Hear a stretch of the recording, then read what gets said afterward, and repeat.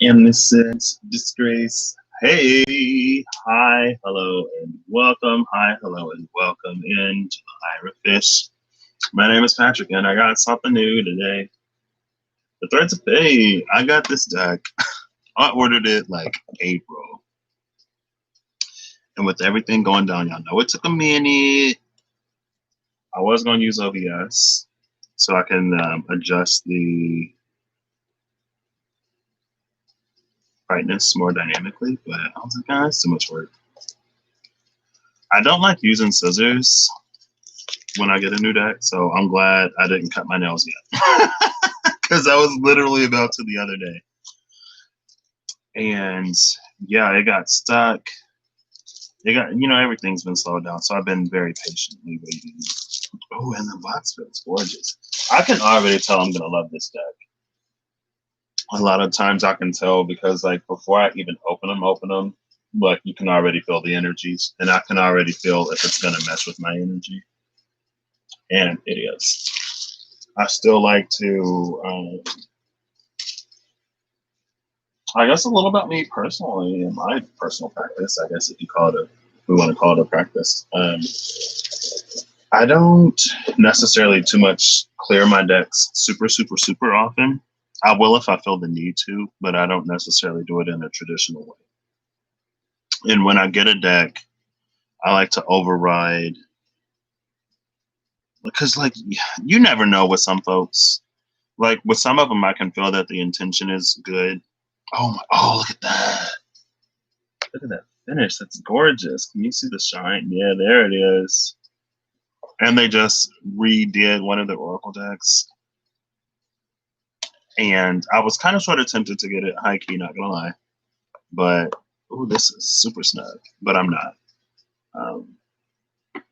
Because I'm being a little bit more oh wow. Look at that, y'all. I actually saw these on Instagram and I saw the holographic shine. I was like, ooh, what? And I had to order them. This is going to be one of my more expensive decks for sure.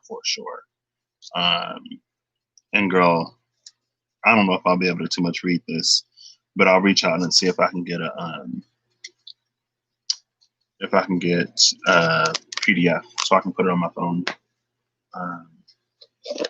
But yeah, anyway, oh my gosh. And they have a very interesting feeling.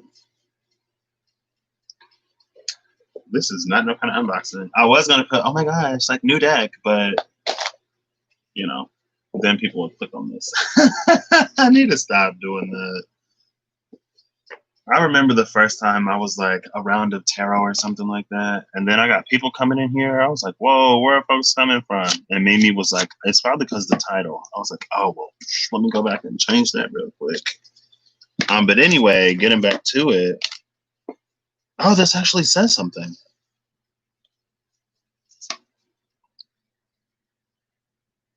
Oh, it does. Oh, wait.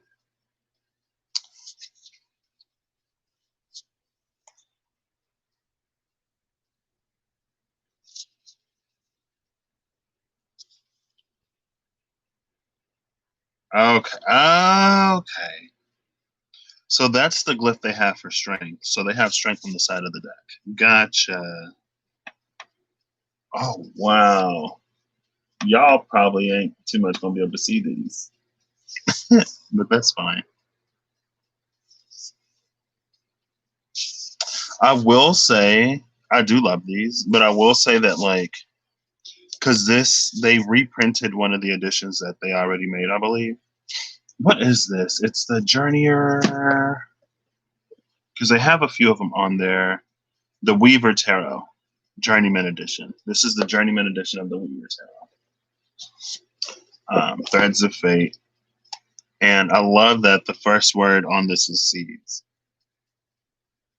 Seeds, renewal, beginning, opportunity, roots, coin. Oh, these are the suits. Oh, this is like a little cheat sheet. It's like a little cheat sheet. And it has correspondences too. So y'all know I'm going to leave this in here, right, as the title card. And yeah, because then I won't be able to differentiate it from other ones. So I'm leaving this in here. It's the title card. I do that. This will be the mind your business card. Or whatever it is when it comes up. Seeds, roots, coin, roses, crystals, skull, bones, arrow, teeth, thorns, key, wings. Okay, so they got little symbolism things up here. So the seeker looks like seeker is the page. The conqueror is the knight. The sovereign is the queen, and the ruler is the king. All right, work. Let's see how these shuffle. I'm just gonna shuffle these up a few times. Oh yeah, I like how they feel. I love how they feel. They go like right to the heart space. Okay, that was questionable. Actually, so I'm gonna do this. I'm gonna see what comes out, and then I'm actually gonna separate this like I did the other ones. So yeah, I guess like right off the bat, this is a different edition of a deck that they already have. And so I didn't necessarily expect it for it to be this. I honestly thought it would be the darker one with the holograph on it. And I was like, oh, those I'll be able to read easy, no problem, just fine. But, you know, this is like white holograph on white. So, oh, what's that? Is that the Ten of Cups? Oh, it's the Seven of Cups.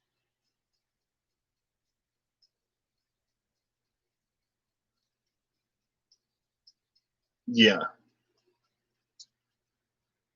See, I don't want to complain, but I think it is worth noting and mentioning. But I still love it. I just gotta be a little bit more into the cards, which is fine. Pay a little bit more attention.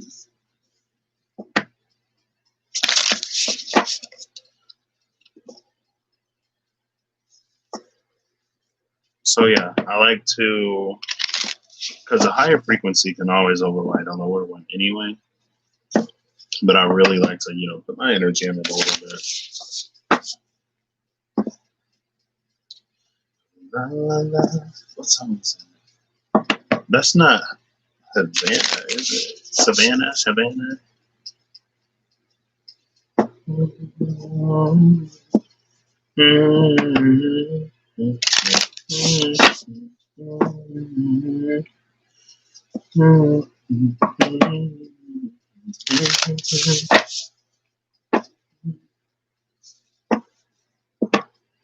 Okay, I'll give us 3 more after this cut.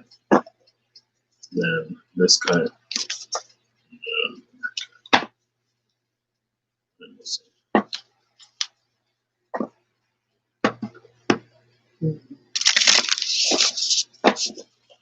See, the one thing I don't like though is that a lot of times I like to get Oracle decks that kind of sort of match the vibe of the tarot deck that I have, and I don't have anything this light. Now these I could pair with the Kawaiis though, even though these would be a little bit more ethereal. And the Journeyman edition. Okay. Is that the Ace of Swords? Nope, the Seeker of Swords.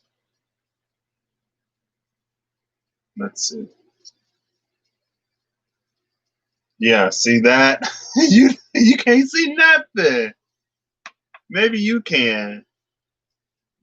Goodness. Maybe I should have turned the brightness up. It's fine. I'll tell y'all what it is. Alright, let's see if anything wanna pop out.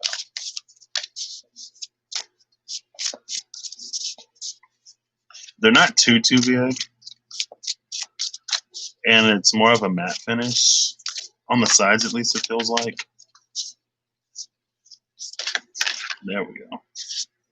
We'll see what that is in a second. If I can tell the back of the card from the front, I think it's no, it's not that one. I should be able, girl.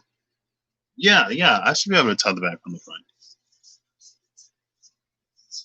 Oh, these are so shiny.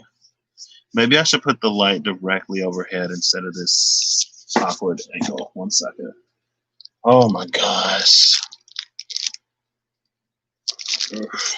I'm getting a little scared because I got that just how I like it. The camera, and I don't want it to necessarily move too much. See, it's already done got a little tilted, a little twisted, but that's fine. I ain't gonna touch it, mess it up no more. Okay, yeah, that's already better. That's a lot better. So it's a lot better. I don't know if it's better for you. What the? Oh goodness, girl, I'm tilting, moving this mess all over. Not necessarily, but it's better for me. So when it's overhead, there's that Secret Swords again. The Ruler of Cups. Ooh. Okay, I'm trying to see because one of these cards flipped over. I'm trying to find it really quick.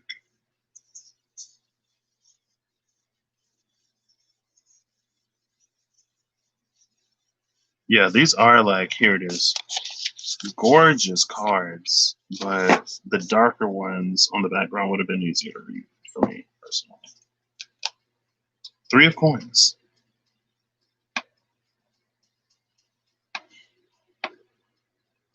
This 3 of Coins is interesting. So there's the triangle here, the 3 coins, but there's a compass. What do you call these? It's the thing where you can draw circles with them. I think it's a compass, but I can't remember what they're called. I've only used them like a handful of times. And I don't know if y'all can see. Oh wait, yeah. Hold up. There you go. Wait, I gotta hold these upside down. There, there you go. Okay, you can see it. So you see the compass in there? There it is. 3 coins. Hey, see?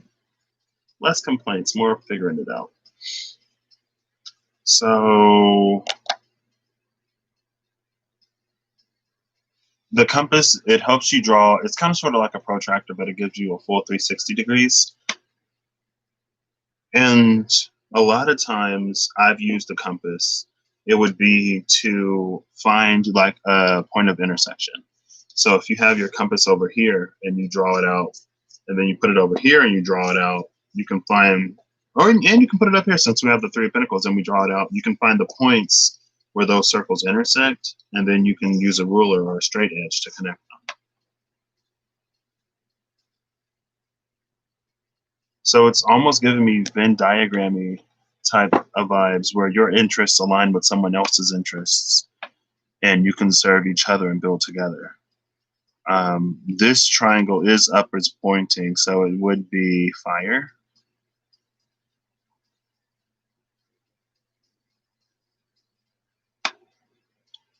And so it may be an element of passion. And there's a rose coming off of the top one too.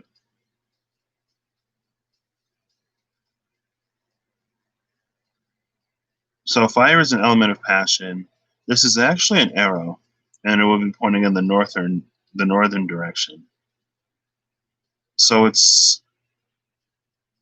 there's some passion that you have that's related to your mission. There's almost a sword right here too. So it speaks to an element of learning, acquiring knowledge. You have the passion. The rose is something beautiful, and it sits at the intersection of interests and skills. And when it all comes together, the earth and the sky, the roots and the leaves, it makes something even more beautiful. Okay, cool. Let's see what this is. Oh snap! The 10 of the 10 of coins. The 3 of Pentacles and the 10 of Pentacles. The 10 of coins. This is gorgeous. Thank you. I'll take it. It looks like there's something different in each coin too. This deck is gorgeous. This deck is gorgeous. I'm not going to complain about the background, even though it would be easier for me to read. It's still gorgeous. I would just buy the other edition, but like I said, this is one of my pricier decks, and your girl ain't. It's not that she doesn't have the money, but right now it would make more sense to hold it. Also, it's interesting that yesterday I was talking about that devil energy, right? And patience, and how it may come in and tempt you off the path.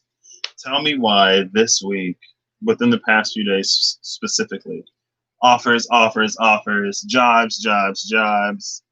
Okay, not job offers, opportunities to get like connected with job people in different ways. And hey, Mimi, how are you doing today?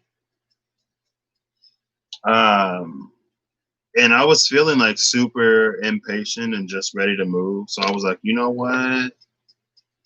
There's some stuff I can wait on, but when it comes to like employment, like, can I get this work? And now here's all these work opportunities, and I feel like I've set myself up again. Because it isn't necessarily feeling like I should take any of them, but at the same time, it doesn't hurt to um, inquire or to see what it's about, right? So looks like we're on that again. You're better. Lower body pain due to your cycle. Oof. Coming in on that Capricorn eclipse. You haven't been for how long, girl? I hope you get some sleep. Sorry to hear it. I do want to look and see what this 10 of Pentacles says in the book, though. Oh, I didn't even show it. There's a lot of pretty girls, but a queen got a no-ish. See? Oh, maybe. Let's see. If I block this out, is it easier to see? Oh, there you go. The 10 of coins. Oh, wait. That was upside down. Yeah. There you go. 10 of coins. Can you see them hands at the bottom? Let me see them hands. Let me see them hands. Go insane. Go insane. Throw some glitter. Make it rain on them. Ooh, Kesha. 2 to 3 days. Because you usually don't deal with it. Yeah, I think I remember you saying something like that earlier in the year. The full moon is the 4th or the 5th. The full moon, it happens, it's basically the night of the 4th going into the morning of the 5th is when we have that Capricorn full moon and the lunar eclipse. So it's soon. It's coming up real soon. Real soon, girl. Real soon. Let's go. Find a suit of Pentacles. I'm going to do my best. Y'all can see how light this is. I will try my best to read it. We'll make it through. Ooh, la, la, la. Yeah. It's happening real soon. This Capricorn energy is coming in. Okay, work. Pentacles. So this is like a hidden abundance. You may not even see this coming. Here it is. I'm like, girl. Coins, earth, physical, career, money, stability, ego, nature, foundations, and business. Nothing about the family though?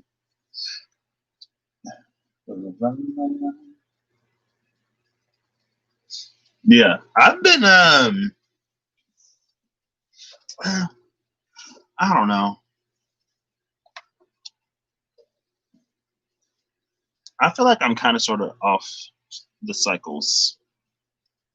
Cause it's like I don't know what energy I be on, y'all. But I'm not necessarily I guess I'm still going to bed at like 5 or something, like really early in the morning. But um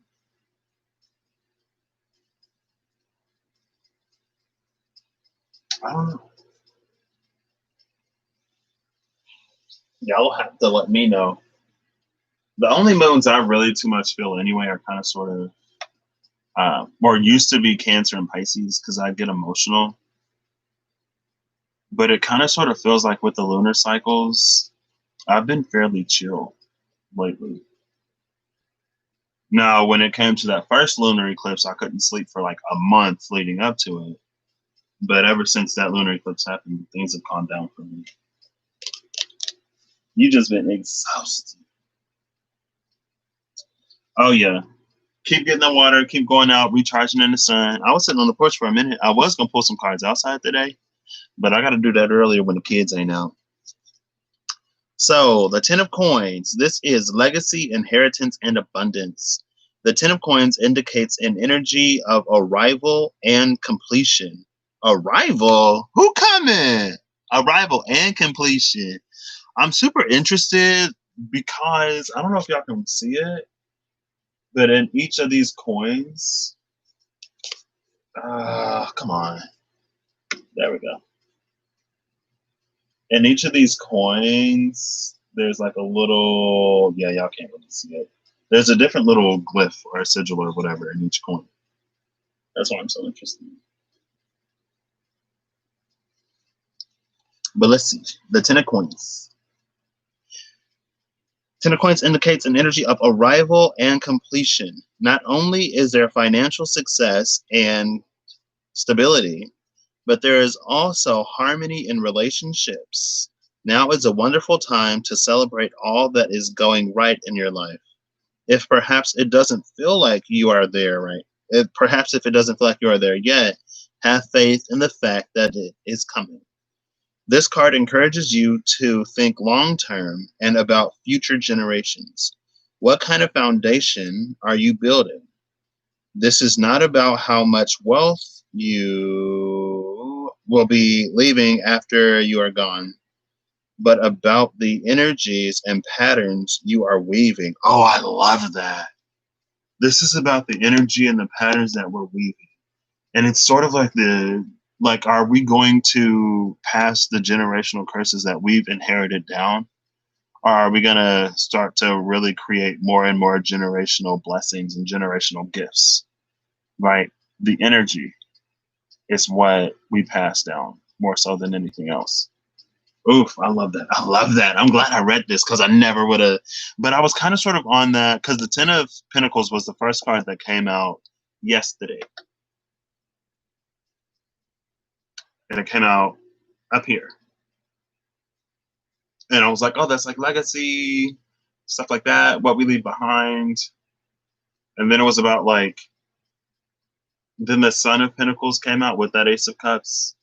And it was like starting here and moving on from us. Like there are some things above us that we've inherited, but it's more so focused on what we create and contribute moving forward. Love it.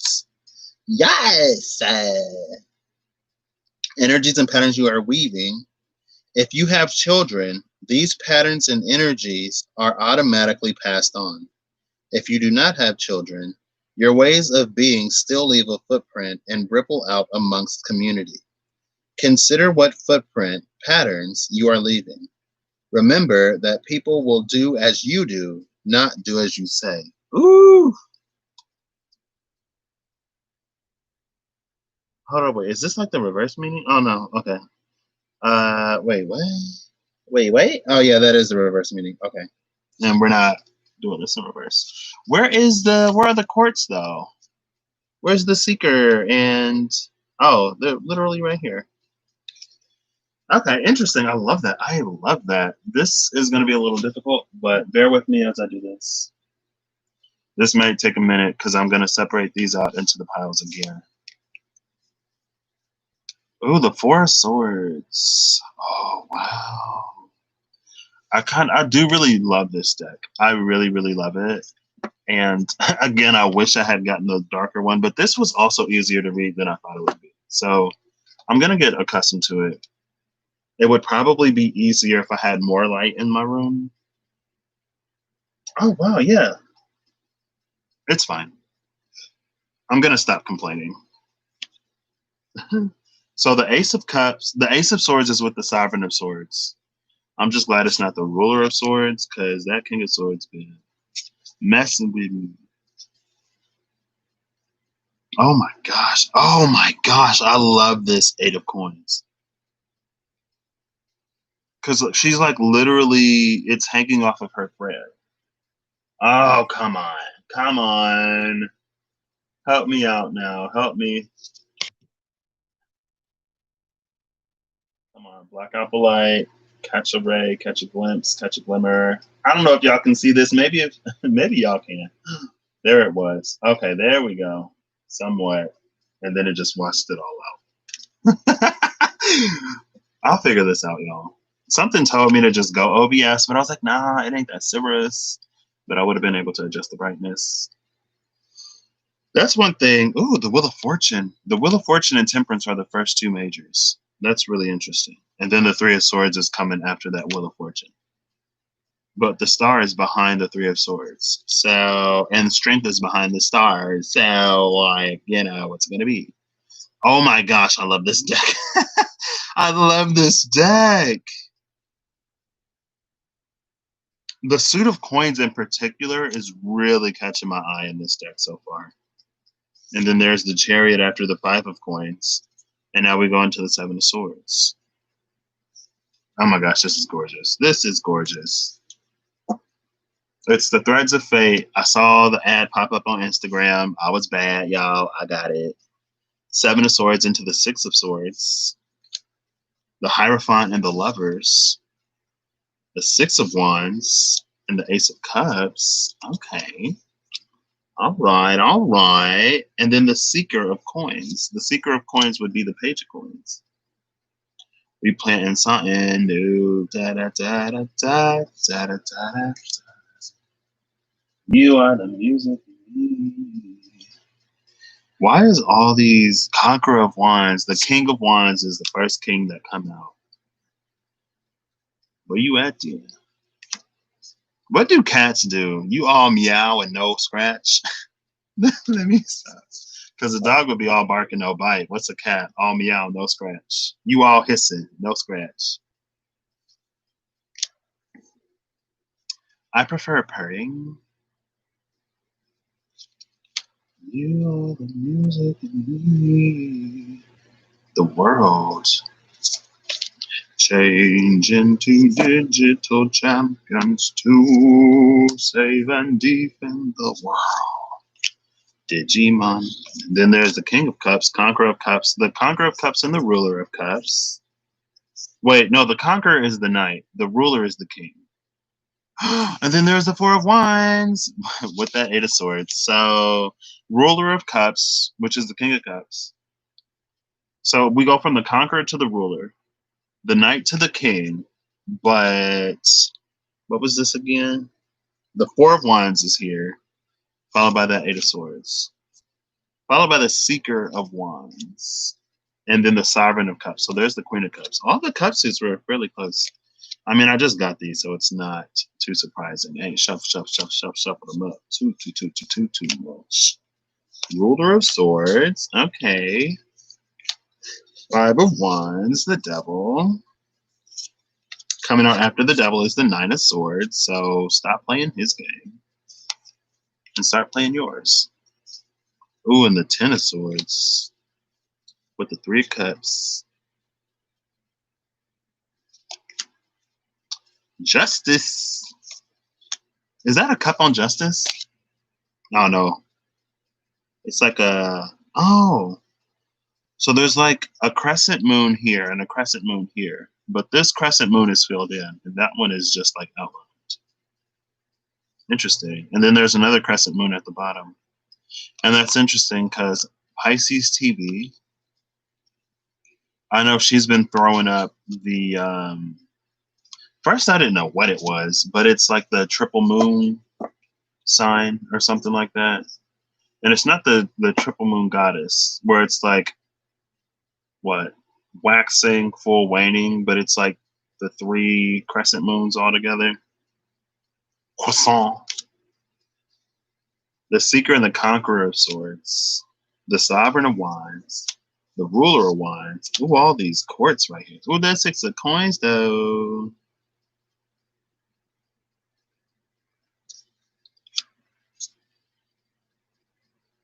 Two of Cups. Six of Coins into the Two of Cups with the Moon, girl. That's me. Thank you. And the Sun. Thank you. Ooh, with the Three of Wands. Into the Five of Swords. Oof. Well, the Nine of Cups, though. With the Ten of Cups. It's rain and blessings. Thank you. Seeker of Cups. Four of Coins. Sovereign of Coins. We in the club. Or whatever. Oh, gosh. Oh, the Magi. I'm going to be getting every song I know just popping into my head today. Seven of Cups. The title card. Where does the title card go, y'all? With the major? Okay. So it'll go with the majors. I'm debating between the major and the court. It'll go with the majors. Honestly, if it pops up, I might just put it in a different deck. If it comes out front, I'll just shift it over. Because it can honestly go in any one. Oh, here's the Fool. Why does Fool got ram horns? I guess the Fool is Aries energy in this deck. Ooh, the Pillar. What's the Pillar? Girl, are these even numbered? I don't even think these are numbered. The Pillar might be the Tower. And I love that the Pillar has all of the moon cycles on it. The Eight of Cups. Oops. I'm going to have to go back to that title card and see. The Conqueror, the High Sage. So wait, is the High Sage like the Hierophant? And then the High Priestess? The Anchor, girl.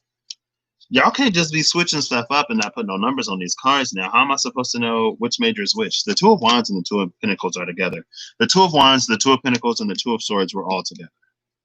And I'm pretty sure they had these separated out by suits and not numerically. So for all three of those twos to be together is very interesting. So you may be seeing 222. That was all of the twos except for the Two of Cups, because the Two of Cups came out earlier. Yeah, that's really interesting. Well, here's the Six of Cups where we would have had the Two of Cups. So the Hanged One, okay, that's easy. Death, Eight of Wands, and the Ten of Wands. So the 10 and the 8. So we have the Conqueror of Coins, which is the Knight of Pentacles, the Ten of Wands, and the Death card. We ain't got to go as slow as we used to before because we are changed. We've changed. We're thriving. We are blossoming in the woods. Not just surviving. There's something about the woods. Do do do do. Do do do do do do do. You're much more open-hearted than I ever knew you to be. The Fool, the Magi, the High Sage. So the High Sage is the High. Okay, all right. The High Sage is the space of the High Priestess. The Pillar is the Empress, and the Anchor is the Emperor. Just going off of how they appear in order. I don't know if I remember that, but we'll see. And the rest of them are the same. Oh, yeah. The Empress is the Pillar, you know, support. The Anchor is the Emperor. Hold it down. Shimmy, shimmy, cocoa puff, shimmy, shimmy, holding it down.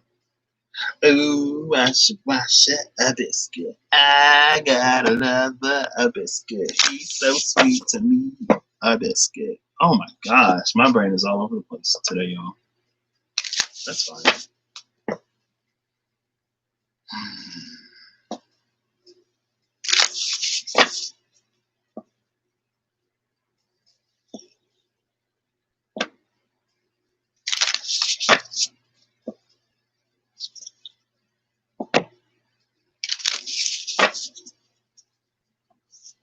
I actually wanted to do something like past and present. And so Oh, wow. Okay, work. Never mind. We'll do that after. And we'll see, because this one just came out. So, we'll just flip it over. The Three of Cups just came out. This deck is all upright right now. There are like three little champagne flutes, very intricate, crossed. There is a crescent moon. There are two moons, two crescent moons that are interlocked. There's a diamond here, and then there's like three diamonds, girl. Interlocks, crescent moons, and three cups. Let's see if I can. Ow, ooh, ooh, there we go. You know what? Let's see if this will work.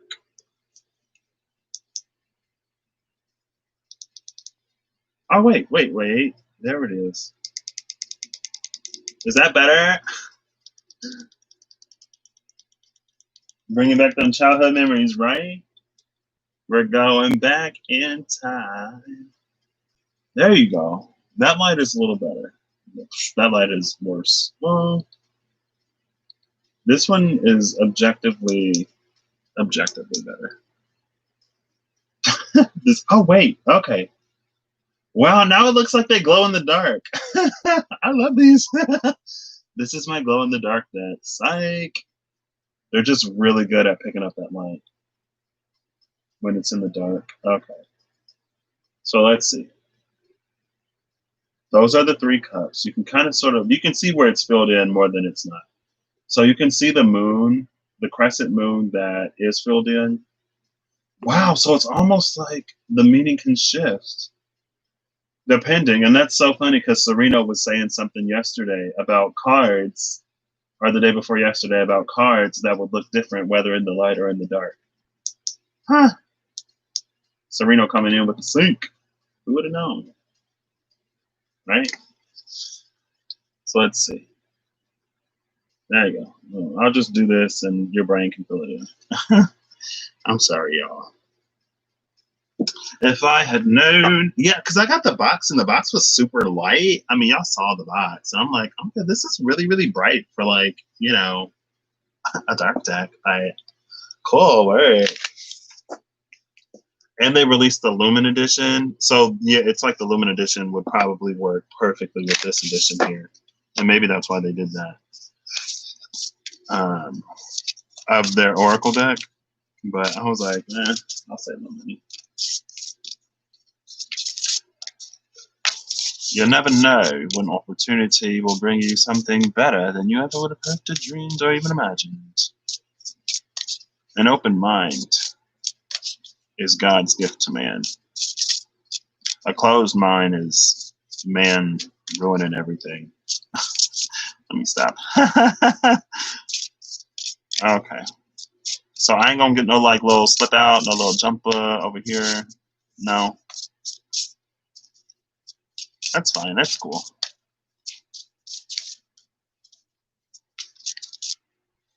I'll do this 3 more, and then I'll pull this one. Well, let's flip the whole deck over, shall we? So we can read it up right. The Ace of Wands. Let's see if y'all can see that. Miyoshi, you'll have to let me know if you can see this, because from my eyes, it's a little difficult.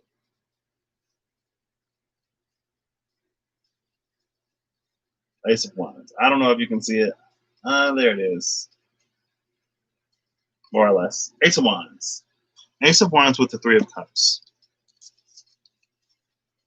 Why did somebody just say, why did I just hear, I'm a changed man? I'm not who I used to be. I've grown. I want this now. It's like, oh, now you want it. And some people, a little, yeah, okay. Yeah, it's pretty much as difficult as I thought it was. Well, let me do this. 1 second. I'll see if this works. Oh, I love how they look in the dark, though, in low light. Catch the lights.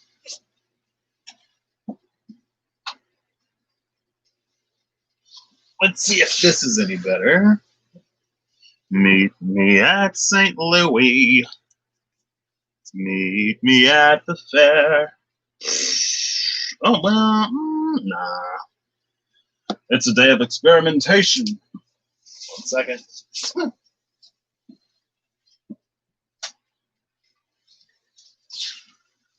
Woo. Goodness. Oh, no. See, I done bumped it. If y'all see my legs, I'm sorry. Wow. Easy. Quick. Painless, relatively. Huh.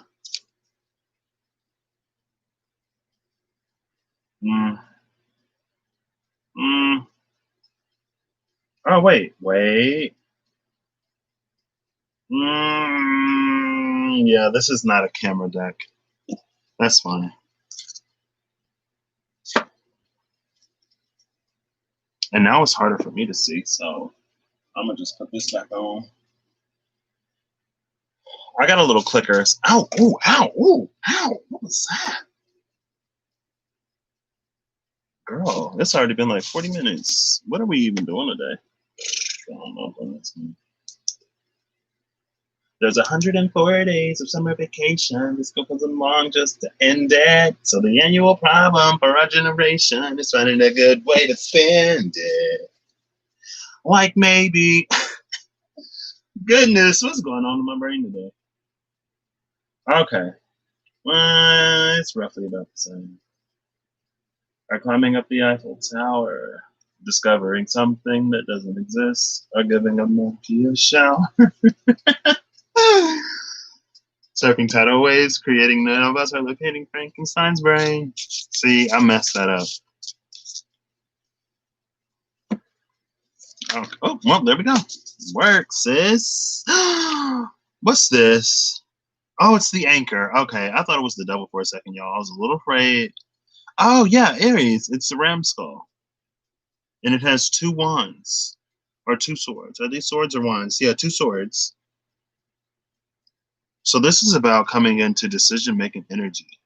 Bottom of the deck is the Wheel of Fortune. We're going to flip this. Oops. As you can see, there's a whole lot of stuff to do before school starts this fall. So stick with us, cause Phineas and Ferb are gonna do it all. Okay. Oh, wow. So when the light is off, you can see like these parts a little more. And when the light is on, you can see, well, it's about the same. That's what we're going to be doing. I'll give you both. The Emperor. Okay, so we have the anchor as the major. Is this wands? Was this the Ace of Wands? This is the Ace of Wands. The Ace of Wands, the 3 of Cups, and the anchor. I love it. The anchor, anchoring in the light. The Ace of Wands, the anchor. How are we anchoring in the light? Community? Because the 3 of Cups is here. Before you can anchor in the light, you must first understand the shadow. And you have to understand the shadow because, like with that Justice card yesterday, it's not about obliterating the shadow because there will always be a shadow wherever there is light. But it's about cleansing it. And there's a difference between cleansing it and fighting it, because when you fight it, it's like it goes on the defensive and it attacks back. When you cleanse it, it participates because it wants to be healed, just like any hurt, anything that wants to be healed. But it's also very defensive. So I'm going to do, and then I'm going to just end it here. Girl, I don't know what I'm going to do with these cards. I love them, but they don't show up. But they do. These cards talk to me more than any other deck it seemed. The other ones, the ones I had yesterday, didn't want to talk to me. Oh, now we got the Four of Wands though. So now the Four of Wands is coming out. There are four wands. There are lots of little bits of crystal. Looks like two hands, a pentacle. Is this a wishbone? Looks like a wishbone.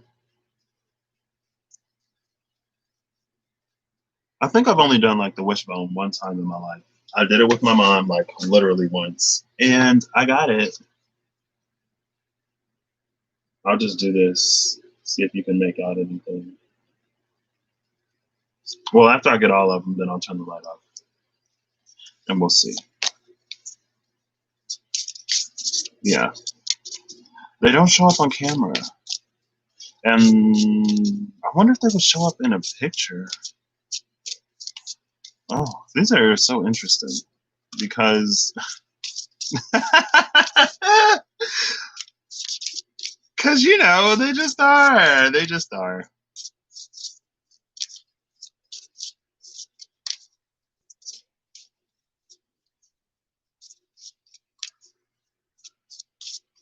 If anyone has the older version of this deck that's darker, we may be doing an energy exchange, especially if you want this edition.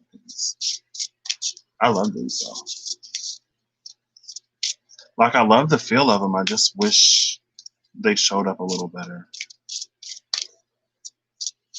Blinded by the light. If you can't take the light, go back to the shadows. That's what people do, unfortunately. I can take it. I'm tough. I'm built Taurus tough, y'all. Who was that? Beep, beep, beep. See, it's like that middle pile will talk, but these other ones won't. And so it keeps throwing it off because I want to do what I want to do, but they keep coming out.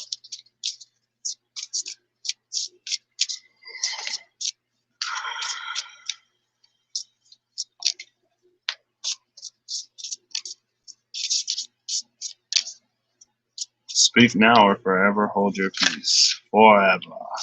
Ooh, so someone's going to speak. Okay. Well, will they? Oh, the Fool. Okay, okay. All right. I love that. The Fool and the Four of Wands. I love how that came out when I said speak now or forever hold your peace because I was literally feeling that. Or forever. Forever. Even after this life, hold your peace. Forever. Now, if you can hold your peace forever, you ain't got nothing to worry about. But if you can't, speak now. Growing up in the church, they would always say, tell the truth and shame the devil. Tell the truth and shame the devil.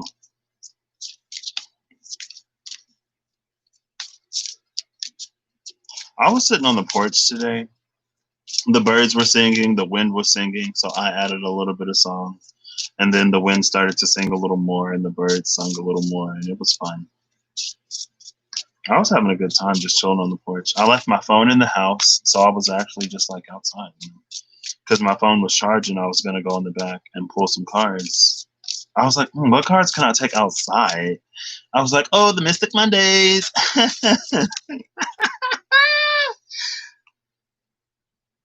The Ruler of Swords. This is King of Swords energy, so I guess I shouldn't be surprised that he came out. Because the Ruler of Swords always comes out. And then the Ruler of Coins is at the bottom of the deck. And I checked the bottom just to make sure I had these all the right way. And I'm actually going to read these from the book. I see butterfly wings, the crown.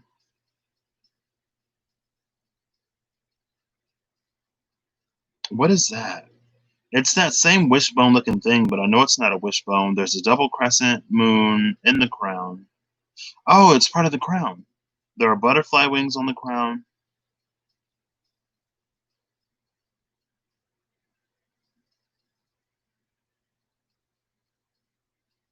Another crescent moon. Is that a third eye? I think it is. On the sword. So butterfly wings are very prominent here. Crescent moons are like everywhere in this deck. And then the third eye. So your ability to perceive truth has evolved. And this is perceiving truth beyond truth, right? Because it's one thing to see something as true, but it's another thing to understand why it's true, or to understand the conditions that make it true. Because not all truths are, what do you call them? Objective. There are some subjective truths, some relative truths, but it doesn't make them any less true. But when you understand the terms and conditions, you can more easily determine if something is a relative truth or an absolute truth. That's the word I wanted, absolute, not objective. Relative and absolute truths. So now we're going to click this off, and we're going to bring these up for the night view. First is the Fool. Let's see. There we go. Oh, there we go. Yes, the Fool. You gotta shut all the lights off and find that perfect angle of incidence. Next is, what was next? Cups. No, the Four Wands. It was the Four Wands. Let's see if I can get that same angle.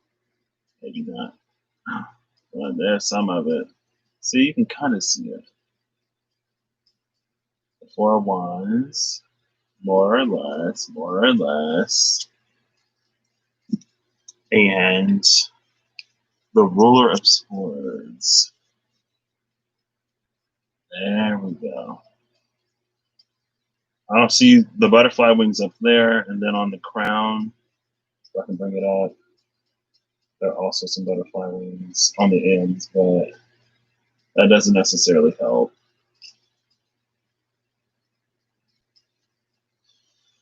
Whew. It's a hit or miss. Sometimes you got to catch the light just right.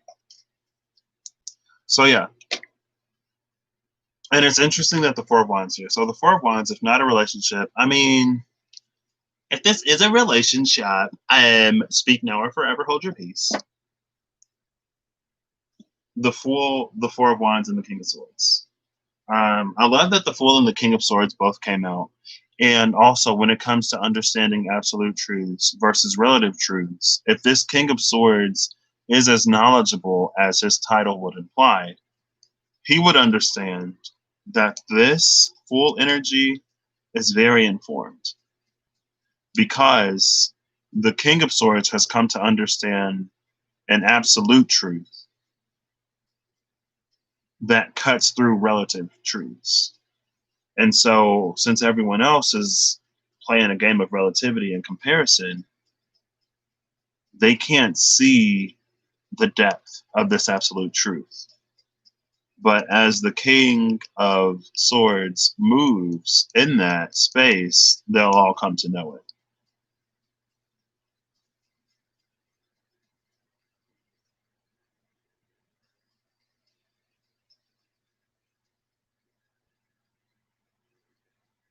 The butterfly wings are also giving me priestess vibes. I know, right? If you can actually see them, they're gorgeous. The high priestess in this deck is the high sage. And in this deck, I read the entry. They did a lot to remove the gendering of the cards, and that's why you have the pillar and the anchor, and the ruler and the sovereign versus the emperor, the empress, the emperor, the queen, and the king. But I guess there wasn't. I guess sage could be gender neutral, but we just project male onto it because I don't know history. And so if we're removing the gender, then any energy has the ability to be intuitive. and it isn't just feminine energy. So, what would a masculine intuition be? Masculine intuition feels more like knowing the solutions to problems but not knowing why. It's more calculated and it's more survival based. Whereas feminine intuition would be more emotional and spiritual.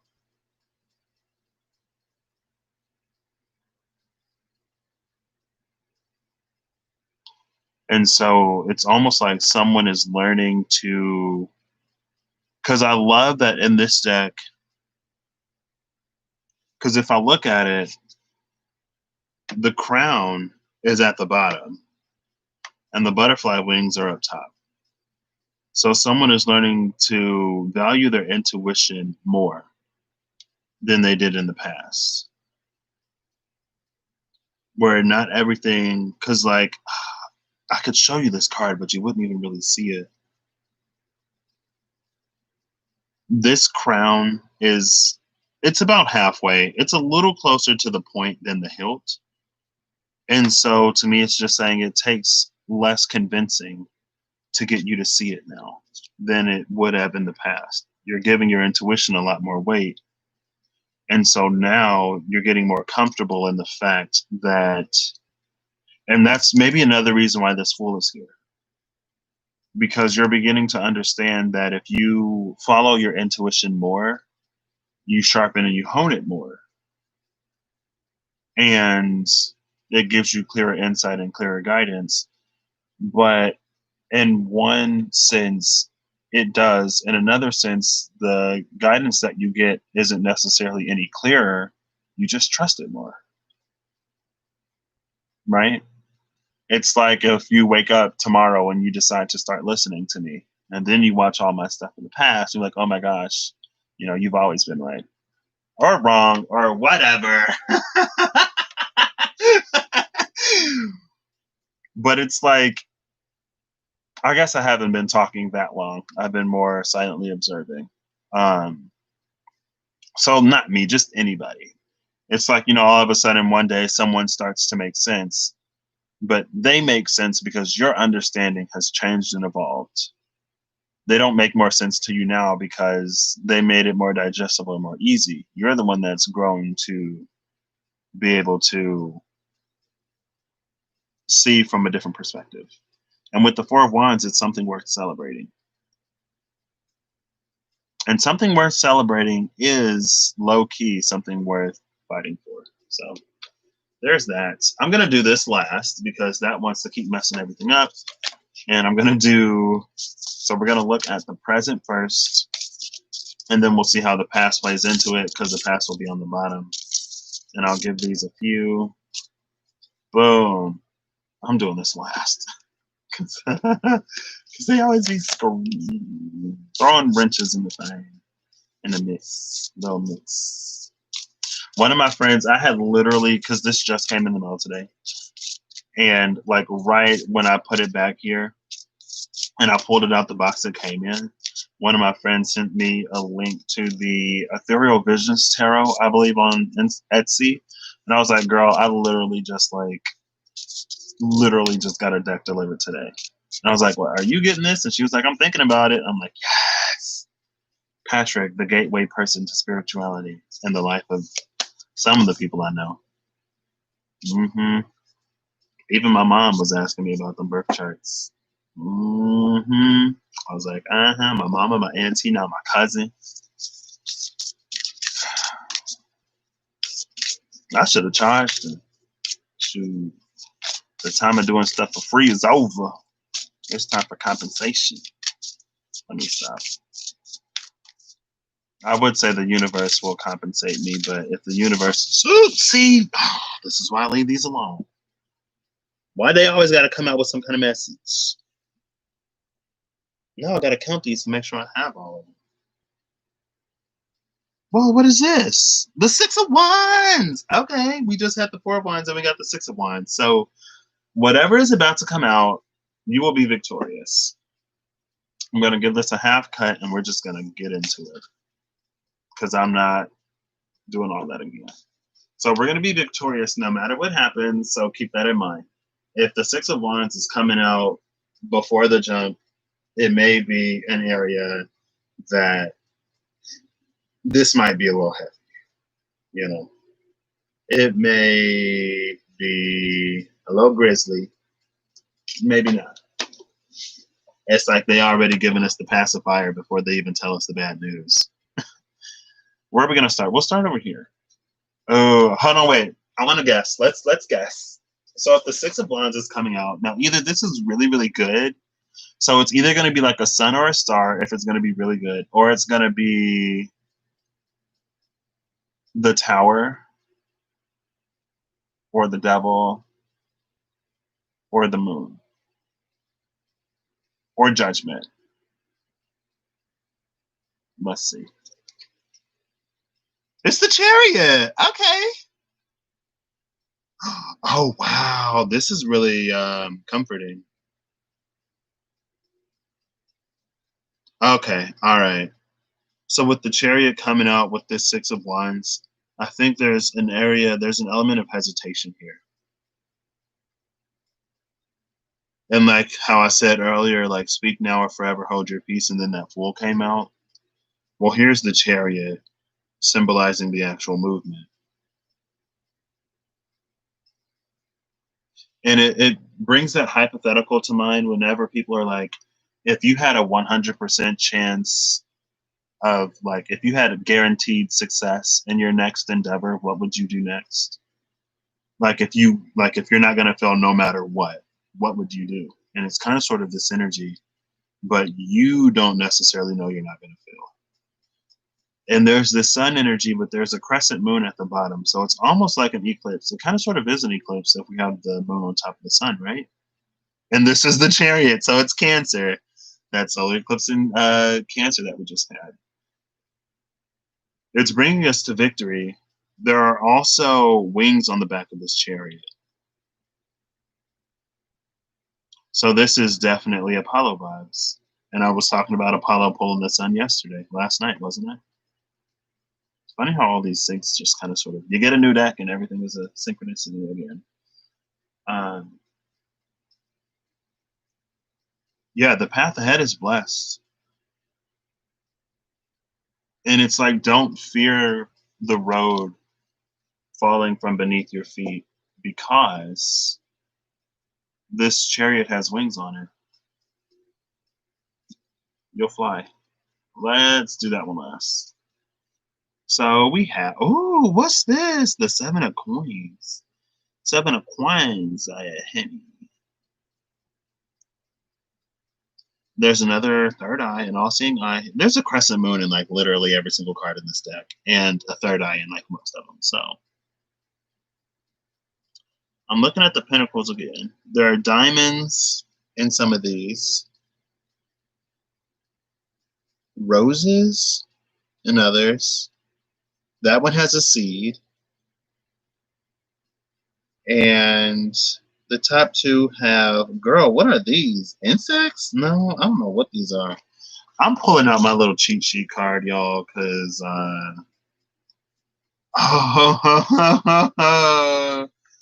okay, I just peeked the bottom of the deck, so we'll get to that in a second. Yeah, I actually like this. So I thought they were trying to, throw us out a little pacifier, but I don't think they are. This is reassurance that what was the last I Ching I read? Let me see if I can find it, because it's bringing that to mind. But it was talking about, there are like difficult paths ahead. There's difficulty ahead, but it's not like you're going to be victorious. Even though the road may look a little treacherous, travel is still blessed right now. It's given me vibes of there's a vessel that can calm the sea. Like, since your voyage is blessed, your boat is blessed, and sail is blessed.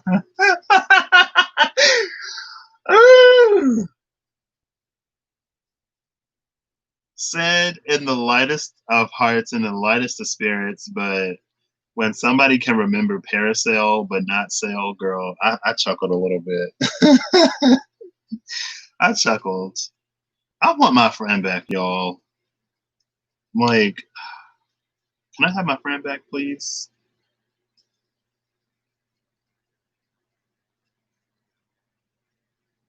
Okay. It's like the sail is blessed, the rudder is blessed, the masts are blessed, the crew is blessed, the ship itself is blessed. So no matter the storm you encounter, it's like you have so much blessing, it'll calm everything as you move. Unexpected sharp turn, a great thunderstorm. Yeah, it was double lightning. The shock of fate has hit you. Circumstances seem beyond your control. In the wake of cataclysm, your will is weakened. You cannot allow that to happen. While you cannot control the circumstances, you can control your mental response. Learn to maintain your composure in the face of cataclysm. Do not be terrified by the thunder and lightning. The outcome is not as bad as you dreaded. Regain your inner strength. You must persist onward in your endeavor in spite of blows. In time, you will fully recover what you have lost. It is still auspicious to go forth on your endeavor. And that's the energy kind of sort of coming up. Like it's still auspicious. And with the Seven of Pentacles, it's like it's not necessarily going to be easy, but you're going to be victorious. If it were easy, it wouldn't be as rewarding or fulfilling. Like you wouldn't learn anything if it were easy.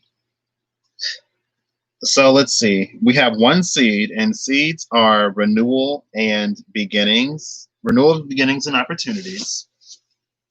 We had two roses. The roses are, oh, those must be roots. Where the roses, girl? Are they roots or thorns, girl? I don't know. I don't know if they roots or thorns.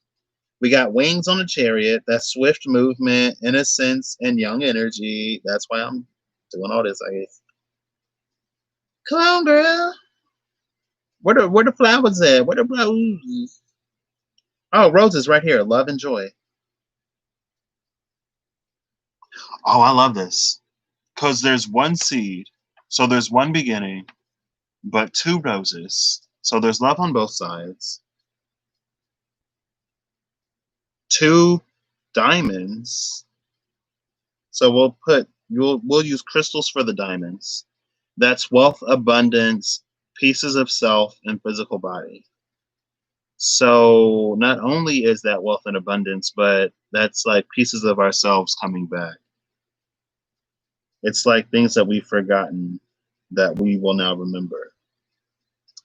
And this is either thorns or roots.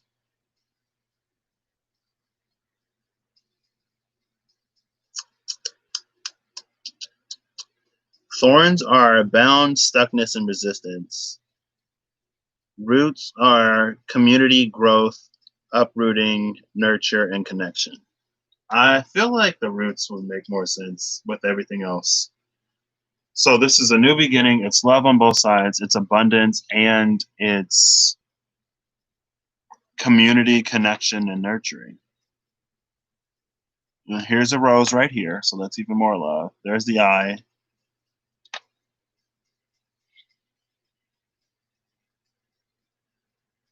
And again, it's like this compass type energy.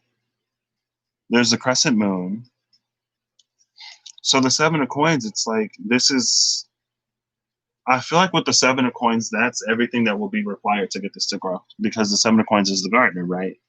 So while we are moving forward, swiftly moving forward, like Sodom and Gomorrah is about to go down. Don't look back. Keep moving forward. Like your alarm kind of sort of went off a few days ago. So if you need a run in these next like 2 days, then run. Speak now or forever hold your peace. Like now. Speak right now or forever hold your peace. Because if you're not going to speak right now, what's the difference tomorrow? And what's the difference the day after that? And then the day after that is that Capricorn full moon lunar eclipse while we've had all this Pluto, Jupiter, Saturn conjunction in Capricorn. So, like, I guess I'll take it back. Because there are some lessons that you learn that make it easier. Okay, it makes sense after you get some things, but at the same time, it's like if nothing is changing, then what are you waiting for? Now you're just losing out on time. What's this? The Ruler of Swords. Again, did I shuffle this? I'm pretty sure I shuffled this up. I'm pretty sure I did. But the Ruler of Swords is here again. The butterfly wings. Like, we know what that's about. That's about swift movement. It's about transformation. Actually, well, it said the wings. What did it say? What did it say? Where my card at? Where my little cheat sheet? Yeah, it said wings. Wings are swift movement, innocence, and young energy. With the butterfly, it also implies transformation.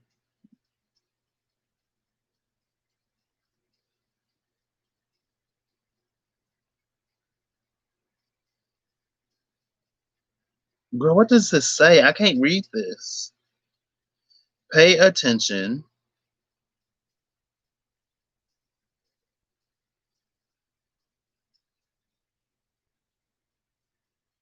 They put that so small to get a full picture. Pay attention to something, something, something, something, something to get a full picture.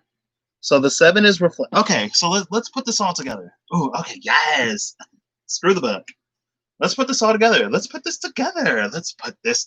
We're putting this together. Everything else is everything else. This 7 of Pentacles we're putting together. Because the 7 of Pentacles is, oh, girl, okay, yeah, sure. Just go in reverse. Do whatever you want. Sorry. Actually, let me turn this off real quick so I can give y'all another little glimpse at what we're looking at right now. Now here we go. Arnold. The lights go off and my brain don't know what to do. My brain is like, are we asleep?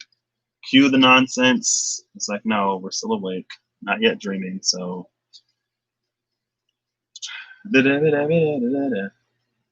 Oh, there we go. Kinda. Oh, wait, there it is. This is the Ruler of Swords. We already seen it once, but they're the butterfly wings at the top and the crown and everything else at the bottom. The crown at the bottom, the butterfly wings up top.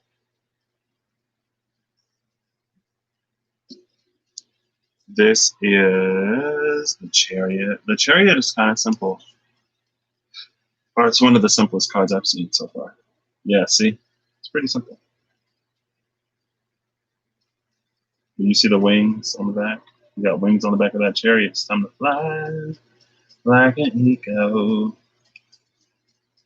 Oh, yeah. So y'all remember I had 3 elephants and 3 lions on my island? Well, one of the lions moved away a while ago. And then the bull moved in where the lion was. I was like, yes, come through, bull. Too much lion on this island.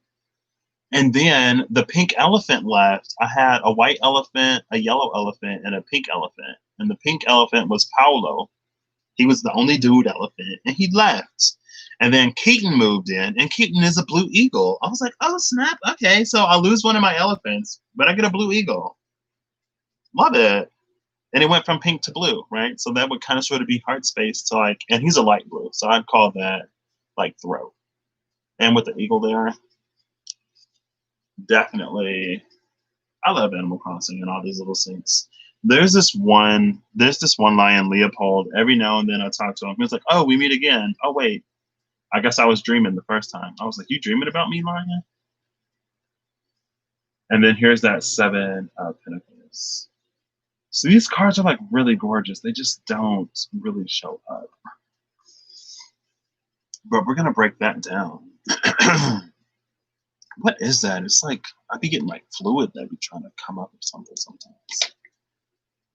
Ooh, wash it. That is good. So we're going to put all this together and we're going to start at the bottom and then work our way up. So first we start with pentacles. We start with cups, coins, sorry. This is earth, physical realm, career, money, stability, ego, nature, and foundations. We're going to go with foundations and ego.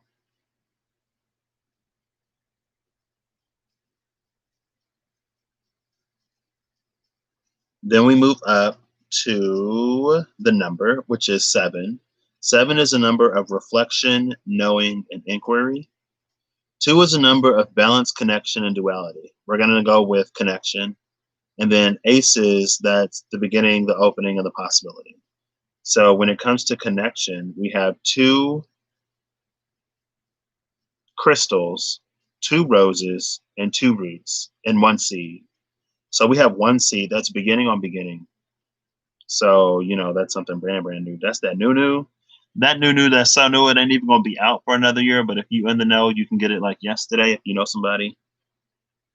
Fun fact, you know somebody, so you could have got it like yesterday. But you can still claim it today. It don't expire. Well, it does, but you can get it at any moment before it expires.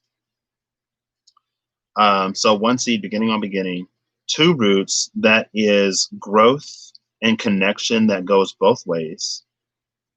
2 coins, fortune, opportunity, and abundance. No, not coins, sorry. It was crystals. So that's wealth, abundance, pieces of self in the physical body. With that too, I would call that balance.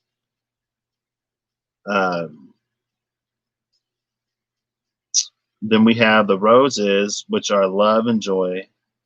I think there's actually 3 roses because there are 2 roses in the coin. In the coins, but then there's actually another rose. So the 3 is groups, expansion, and action. So we have this balance in the 2 coins, but with the 3rd rose coming up, that's about action to expand it. We have 2 root systems, which is connection. Yeah, I already did the roots. What's left? Oh, no, that's it. And then the crystals are connected. So if we put all that together, it's like this is pulling resources. This is an energy of pulling resources together to build something better. Since it is Earth, physically, that's how things multiply, right? You bring 2 of them together,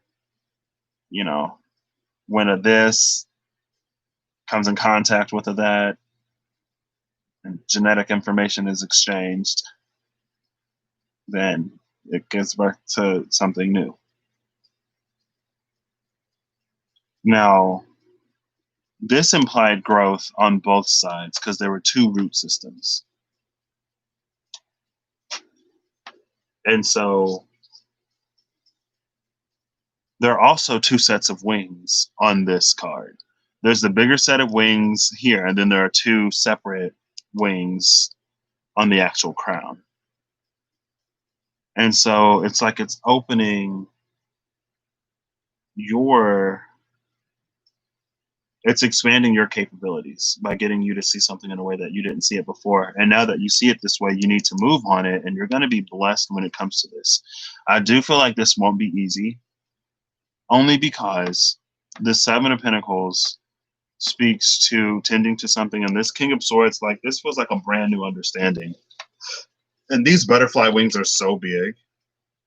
It feels like there's something more that someone wishes that they knew in order to feel more confident in this situation. And then in the past, we have the Hierophant with 2 keys. And the keys were about growth or something like that.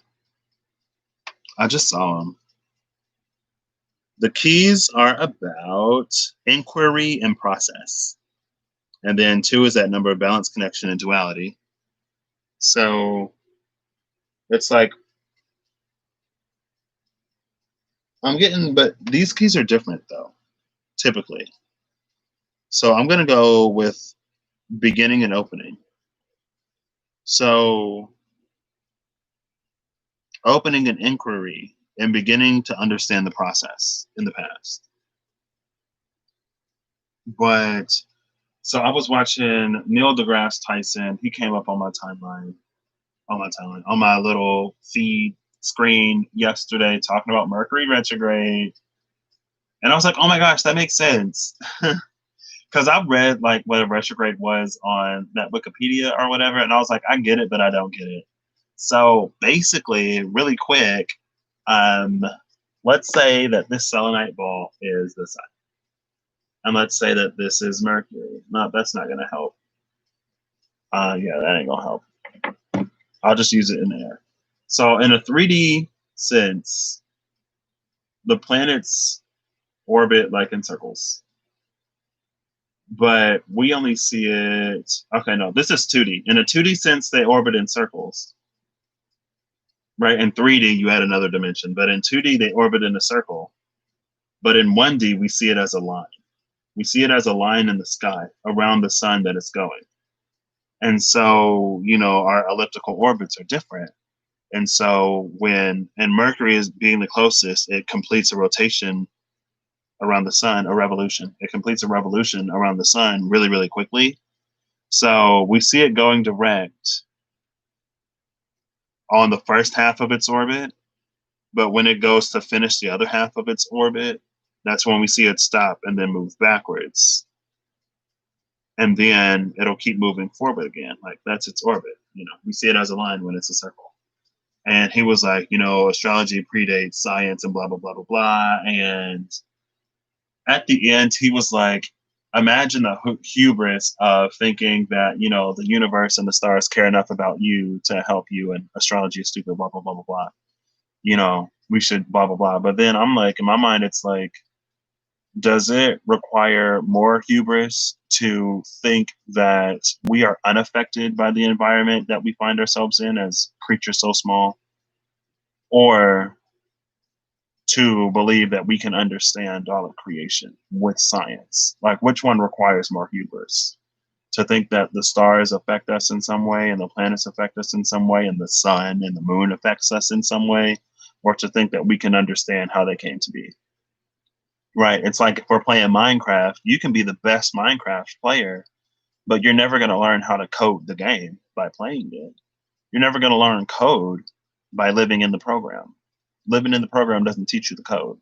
It teaches you how to manipulate the program, right? We're trying to code. We're trying to learn coding. How do I make my own program? Okay, well, now you need to understand the code and not just the program you live in. Because if you only understand the program you live in, then anything you create will be a product of that program. So anything you make inside the matrix is of the matrix. Therefore, it is the matrix, right? And if you plug back into the matrix, you're still creating in the matrix. It's about creating your own thing. Anyway, why did that come up? I don't know. Because the Hierophant is here, and the Hierophant was talking about the understanding that we had in the past. Oh, there's a tooth here. Okay, let's see what the tooth message is. They got teeth and bones and everything else. Where did I just put? Oh, here it is. One tooth. The tooth is wisdom and experience.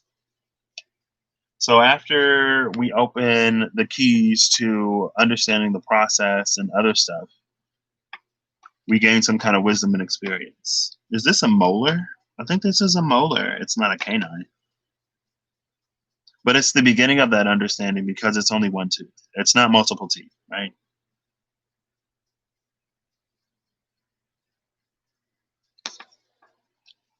This is the past. So in the past, we were more so in the system. And I want to go over here first because now our understanding is starting to expand. So we're starting to reach the capacity of the system. And we have the Seeker of Wands. The Seeker of Wands is telling me that maybe there were things that we were trying to do, but that we couldn't do. It's like we didn't have the understanding to get these to work, right? It's like if you can only draw straight lines, you're never going to get a circle. The closest thing you'll get is like something super boxy, right? Let's call it a rectangle or a square. The closest you'll get to a circle is a square if you can't draw in a curvature. Now, if you want to get extremely precise, you can do like many, many, many, many little straight lines that will approximate a circle, but it will never be as smooth as a curve. And so the Seeker, it's like we were almost sort of stuck at page energy when it came to really understanding who we are, if fire is the soul. And then here comes this expansion and the ruler of swords. And the ruler of swords, I don't think the ruler of swords yet understands the code, but the ruler of swords understands the limitations of the program. This seeker of wands was creating within the program and was satisfied doing so, right? Because it's like the seeker of wands didn't really want anything that the program couldn't give it. And so it was satisfied, but then it encounters something that it can't do. And that's why these butterfly wings are here. It's like, oh, I can't do what I want or need in this density.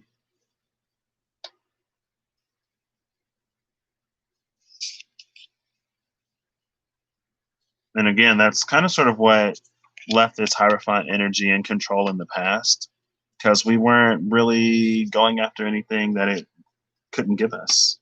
Right? We may have wanted more, right? We may have wanted some kind of growth and expansion, but it's like there's enough wiggle room in the program to, you know, get you to grow and evolve and change. It's like an RPG. The program is kind of sort of designed for you to grow and change in some ways. It can accommodate for a certain amount of growth and evolution and change. It was programmed to. But, you know, once you kind of sort of reach the limit, once you reach that ceiling, and it's not a glass ceiling, it's a pretty concrete.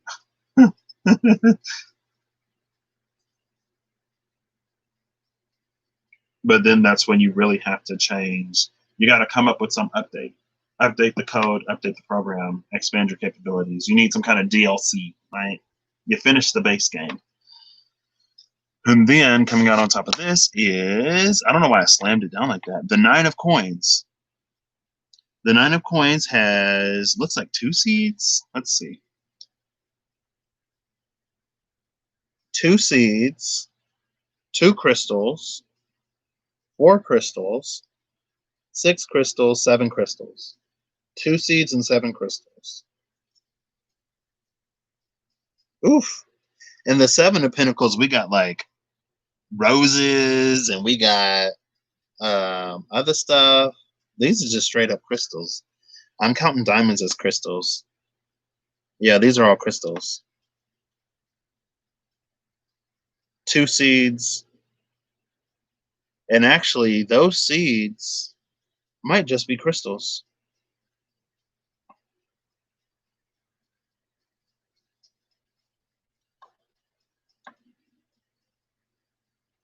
Oh, oops. I'm looking at the bottom like, wait. Because let me see. Let me look at this seed again. Yeah, this seed is an actual seed. This is crystals. These are 9 crystals. There's nothing else here but crystals, which is very telling. That's why it was all about money. It was all about financial security and personal well-being. And that's why this program under the Hierophant was able to go for as long as it went. No one actually, and it's like the depths of a lot of people's spirituality was, let me understand the law of attraction so I can manifest money, so I can manifest abundance, so I can manifest stuff. How do I spiritually get more stuff? How do I physically get more stuff? It was always about stuff.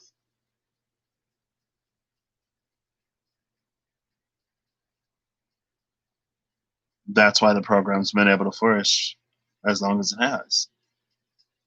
Even when it came to personal relationships and interconnectedness, a lot of times some of that fell to stuff. It's like people gravitate around people with stuff levels similar to what they have, or they try to go for someone with more stuff to get in on that stuff, marry into stuff, get more stuff, you know. Wow, I'm just like, that really just kind of sort of hit me, because like in the present moment we have the 7 of Pentacles, we have crystals, we have seeds, we got roots, we got roses. In the present, in the past, with this Hierophant energy, it's all crystals. There's it's nothing else. Wow, that's Kind of disappointing, isn't it? But kind of sort of very telling at the same time. Like we've been pages of wands this whole the seeker. We've been seekers, seekers of flame, seeking out ideas and passions and pursuing things that would get us more stuff, or seeking fame and status to get stuff and status. Stuff and status is what it was all about in the past. So,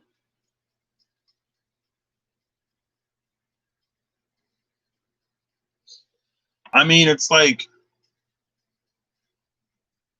I don't know, because a lot of times I hear about the law of attraction or people talking about the law of attraction and manifestation. It's like that's what they're trying to manifest. They're trying to manifest stuff, trying to manifest something physical, trying to manifest something tangible that they can touch. And it's like, yeah, some people try to manifest, like a partner, a relationship, love. But while they're trying to manifest a partner, a relationship, and love, how much work are they putting into the self growth, the self love, and the self care that also goes into it? And when they're approached with anything that causes actual evolution, it's like, ew, I don't want this. I just wanted the stuff. People can be stuff because of, pentacles can also speak to stability, emotional stability, physical stability. It's not necessarily about the growth and stuff like that. Yeah.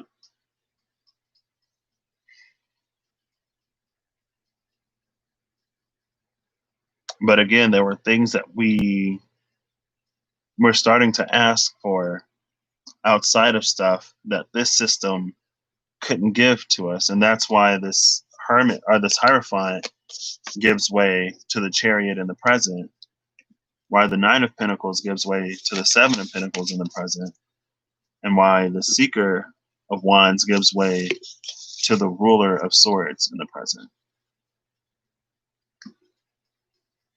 And while we are on the 3D, we do need things to survive. Like we need stuff to live, like food, and to have an enjoyable experience. It's not for us to sacrifice all this stuff, but it's for us to also go a little deeper. This is the only pile I didn't turn in reverse for the camera. That's interesting because the other two are upside down for the camera, but this one is still facing me. Okay. That's the part you were neglecting yourself. Yeah. But now this King of Swords is coming in. This Ruler of Swords energy is coming in to be like, if you want more than just stuff, you're going to have to get rid of that stuff system. Cough, cough, capitalism. Cough, cough.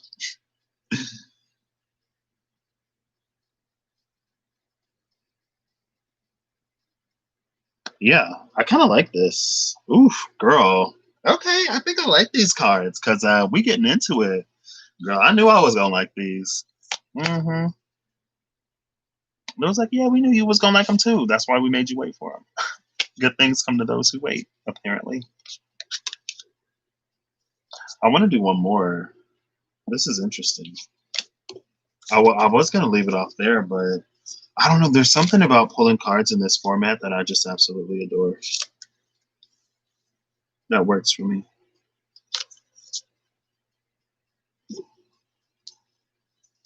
Wow. That was kind of intense. Yeah, with that Six of Wands coming out first, I thought it was going to be like something scary. And that was like, oh, don't freak out. You'll be fine. I was like, no, like you're dismantling one system. And on the 3D, it's a dismantlement of the system, but in the mental and spiritual, it's us seeking things that just like 3D stuff can't give us and coming into a space of true connection. And that's why we had those two root systems on the Seven of Pentacles. It's all about building towards something new and establishing it. But it's not the 3, because with the 7, it requires more attention and it requires more care, right? It's the gardener. You got to make sure your plants is, planted in good soil. They're getting water and light and all the other kind of stuff. It's not to drown it in water and to overexpose it to light to the point where it dries out, but it's about giving it an equal measure. And there's a time where you go out and you tend to the crop, and then there's a time where you let the plants do what they do. Okay, this will be the last thing, final little round for ice here on July of the 2nd of the 20 and 20. I'm getting hungry. Why did that SpongeBob song just pop back into my mind? Doing the sponge, doing the sponge. I watched the video back yesterday, a little bit of it, and when I started to sing it, I started to sing with myself. Just kill it. Stick it in the air, and then you take the other one and stick it right up there.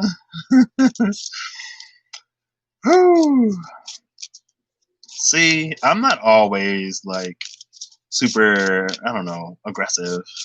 I still be like, jovial and lighthearted. It's all about balance. I can be multiple things all at one time. I got a lot of mutable in my chart. It's the gift of mutability, to not be fixed, right? All the time. You can be fixed when we need to be fixed. Ooh. Okay. I'll give this 2 more, and then I'll pick one. This one. I'm feeling it. Ooh, the Seeker of Coins. So there's a thread that she's holding. The thread of the Seeker of Coins has a tooth, a key, and is that a seed? A giant seed? I think it's a seed.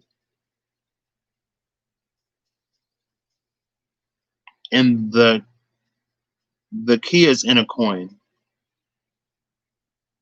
That's interesting. So 1 tooth, 1 key, 1 coin, 1 seed. We're going to go from her hand to the seed. So from her hand, the first thing we encounter is the tooth. And the tooth again is wisdom and experience. Then comes the coin. The coin is, where'd it just go? It's like at the top. The coin is fortune and opportunity and abundance. Fortune, opportunity, and abundance. Inside of that fortune, opportunity, and abundance is a key. And the key is inquiry and process. And then we get to the seed, which is renewal, beginnings, and opportunity. The seeker itself is youth, play, and freshness. And then again, coins, earth, physical realm, career, money, stability, ego, nature, and foundations.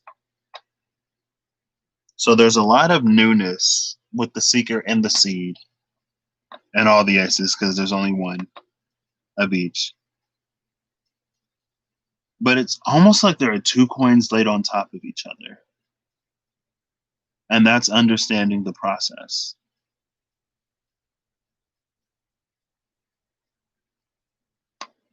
But it almost feels like this seed is what was given to us. And from the seed, she's extracting. Oh, yes. Okay. I wish y'all could see these. I wish y'all could see these. Goodness. It would make it so. It's fine. Let me stop complaining. Let me actually stop complaining and stop talking about it. Let me start stopping and stop talking about it. Okay. There it is. Almost. Let's see if I can find it. Let me put that down. Oh, that was it. I just found it. Oh, there it is. Okay. See if I can bring it up and maintain. Nope, I lost it. Okay. So here is the seed. And then as she pulls up, oh gosh, pull up in the tonka. There it is. In monster. Here's the seed. There is the key in between 2 coins and the tooth. So it's almost like this seed is what she was given. And from this seed, she's extracting this information. She's pulling it out from this seed. The seed is what was given to us, but it's so dense that we may not understand it. Plus, we got to be fertile enough for it to grow. And here's the inquiry, and then there's the knowledge. And so even though we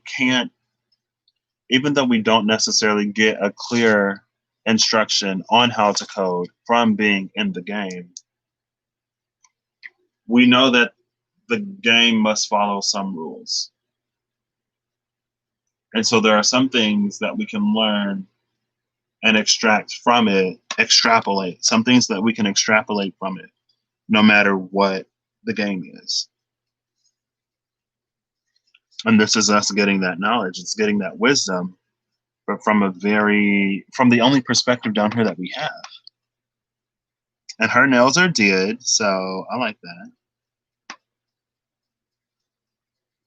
There are lots and lots of hands in this deck. Now let's come over here. Actually, we're going to come over here.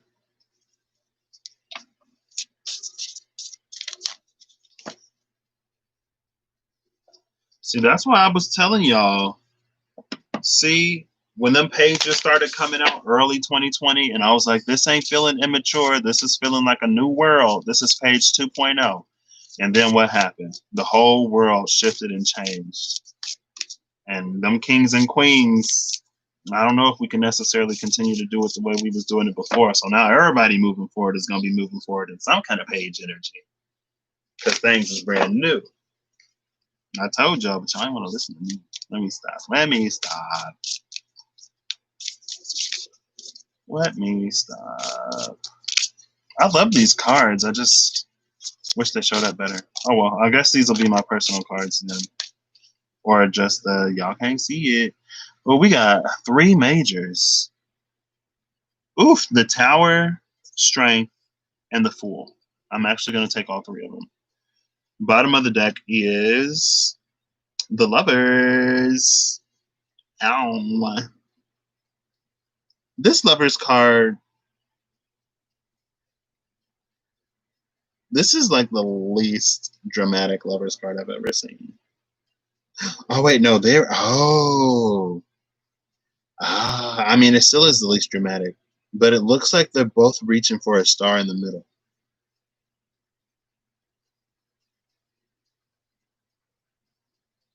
But also, there are 2 sets of hands.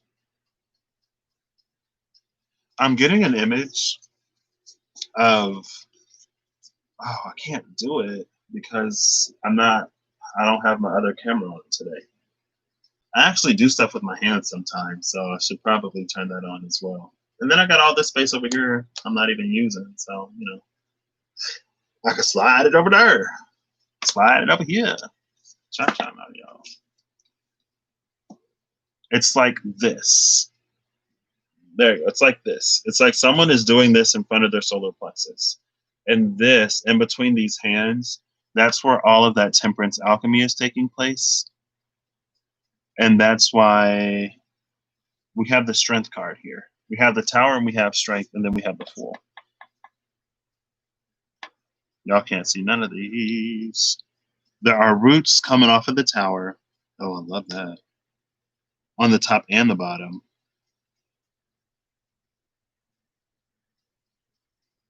What is that?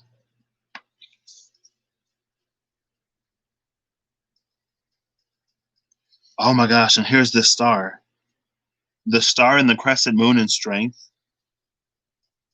is the star that the Lovers were reaching for. And it's almost like there's also a sun up here in strength. So it's almost like the star is in the sun. Yes, the star is in the sun. Okay. And then here's this Fool card again with the ram horns. So, yeah, that's like a star inside the sun. It's like the core of the sun. So it's like at our solar plexus, we're doing this internal alchemy.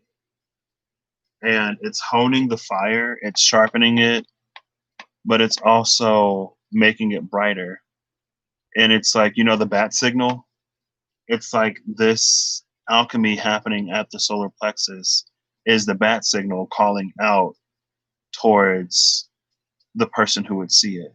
And it's so interesting because I remember a long time ago when I was pulling cards for somebody before it like that whole thing, that whole experience was just so wild and crazy to me. Because I'm pulling cards for this person and I'm feeling all this stuff, right? I'm feeling it, I'm saying it, I'm typing it. And I was like, you're going to go through this tower moment. You're going to go through these series of tower moments. But as the tower crumbles, it's like it's revealing a light inside the tower. It's like this tower was built upon a sacred ground. And that sacred ground is this light, but you can't see it because of the tower on top. So as you go through tower after tower after tower, you're chipping away at this structure that is hiding the light, but the light as it gets revealed more and more is going to call out to somebody. Someone will see that light, and then it will lead them to you and it will lead you to them. And it kind of sort of ended up happening. I was like, oh my gosh, I didn't expect this. Low key, I'm about to be done with cards, y'all. This is just some stuff I don't want to know. I'd rather just live my life and find out. Now, when it comes to spiritual journeying, yes. When it comes to anything related to real life, I'm over it because you know I want to be surprised. I don't want to have to feel like, oh my gosh, the card was right. You know, why do I even try? Sometimes you're just too good. Let me stop. And it's not that any of it happens immediately, but it all happens in the spiritual first, and then it trickles down to the mental, and then it comes through in the physical, as above, so below. But the timing is different. Um, but it's that energy as you hone your light with self love and pouring into yourself and stuff like that. You shine in a brighter, more authentic light that causes a remembrance, an awakening in your person and your person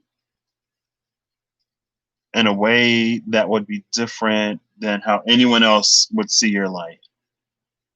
It may be similar in the fact that maybe you wake several people up, but the way you wake them up will be different than the way you wake this person up. And it may not even necessarily be an awakening, because a lot of times we think of awakening as coming into an understanding that there is a conscious and spiritual influence running behind everything, and it's awakening to that. This awakening, it's like a soul recognition. It's like there's something about someone else that will have you recognizing things about yourself. And it isn't necessarily recognizing, because like anyone can be like, any karmic can come in and teach you a lesson, and anyone can kind of come in and teach you to see something within yourself. I don't know, it's just different. Again, I guess I haven't necessarily had too many experiences. So talk to someone who's had a few false twins, who then finds their real twin, and see how that plays out for you and how it plays out for them. They may be able to get you a little bit more what you would actually need. But in my opinion, in my experience, like, I don't know, it's a difference between like when we're together, I find more of me. And whenever I look for you, it's like I'm looking for myself.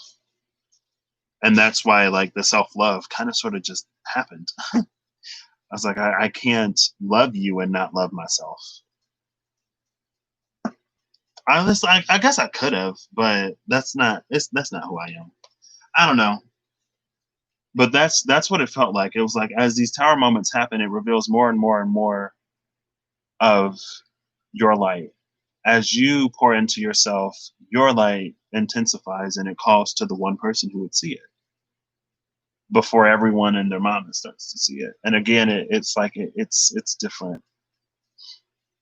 But anyway, so we have the Seeker of Coins over here. And then what came out again, the Tower, Strength, and the Fool. There are so many roots on this tower. It's crazy. It's like there are roots around the tower. It looks like there are roots inside the tower.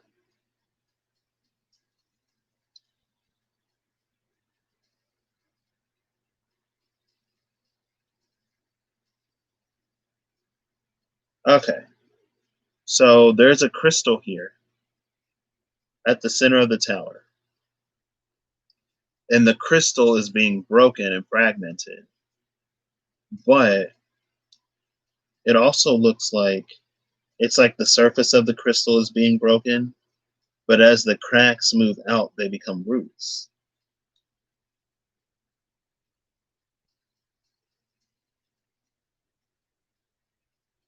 And I love this because this to me is talking about that energy I was just talking about. How with the Nine of Pentacles, everything, like every single coin held a crystal. So it was all about abundance and all about wealth and all about health. It's all about the 3D. And it's like any knowledge and understanding that we got ultimately was to get us to manifest more stuff. It's like, how can I use the law of attraction to get the job I want? How can I use the law of attraction to get a Jeep? I don't know why everything is a Jeep. How can I use the law of attraction to get a mansion? I was like, okay, the stuff is nice, but what about what actually matters? And again, like we're living on Earth, so stuff is kind of sort of important, but it's not all that there is. Especially, when everything else that needs to happen. But we move from the 9 in the past to the 7 in the present, where there are less crystals, but now we get things like roses, and we get things like seeds and the roots.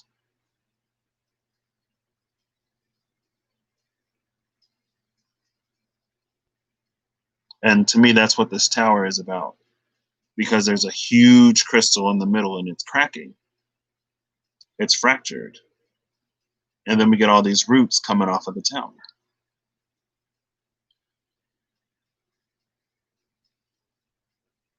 So also there was something about the ways we were trying to communicate in the past were much too dense in order for us to really get the truth of what we were asking.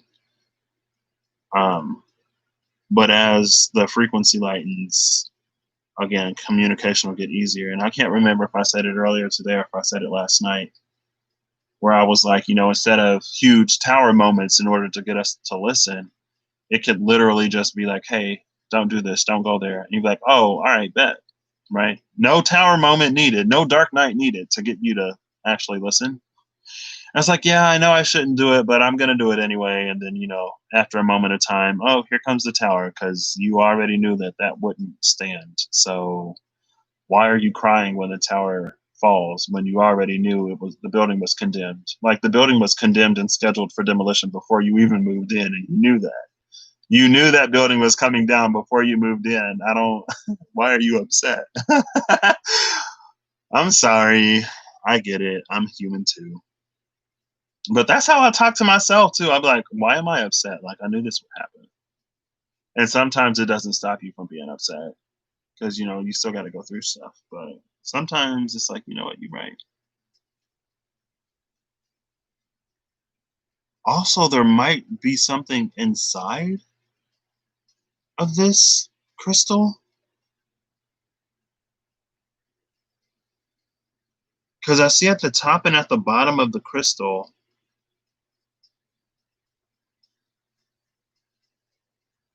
or maybe it's like I was just talking about.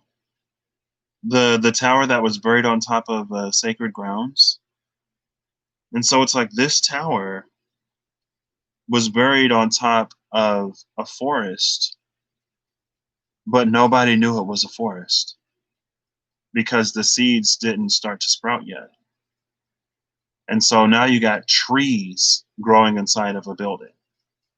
So as the trees get bigger and bigger and bigger, they just like how the roots of a seed can break through the cement and you get a little, a little flower in the cracks.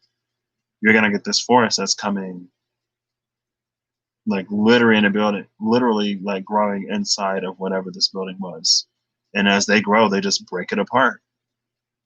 And that's why all these roots are emerging from this crystal and it's breaking open. Oh my gosh. Oh my gosh. But somebody knew that was going to happen. They knew it had the potential to happen, which is why they did their best to try to ensure that it wouldn't. But looks like it's happening anyway because these fools are strong. These fools are a lot stronger than we gave them credit for. And you're like, wait. Also, there's this pyramid here. There are two, the feminine and the masculine. And they meet the masculine, it's probably intentional. The feminine triangle is the one that's solid gold. Or the one that's solidly, what do you call it? Oh my gosh, you can see it. You can see it. You can see these. I was just kind of accidentally holding them like this, not even trying to look at the camera. Well, look at what happens when you just go with it and you don't try so hard. Just allow it to flow. So inside the downward pointing triangle is the sun, and this moon ain't even inside the upwards pointing triangle. It's going outside. But the feminine triangle is pointing towards the moon, and the masculine triangle is pointing towards the sun. And there's also the star here in the strength card. So the strength implied in this deck, and then we have another over here. So this is honestly giving me another eclipse vibe because I don't have to explain it. It's giving me another eclipse vibe. But there's two of them. It's like as before totality. It's like before and after totality. Because like you can see the moon moving in front of the sun in one card and then the moon moving away from the sun in another because like they're flipped. I don't know if you can see them, but the crescent moons are flipped. And that's where I'm getting that eclipse energy from. Let me see if I hold it upside down. Excuse me. Oh, you can kind of sort of see it. See, you can, yeah, okay. So you can see the crescent in this one there. And then in this one, you can also see it here. And so you can see that they're like flipped. Yeah. Here's this one, and here's this one. So if you put them together, you get that whole eclipse.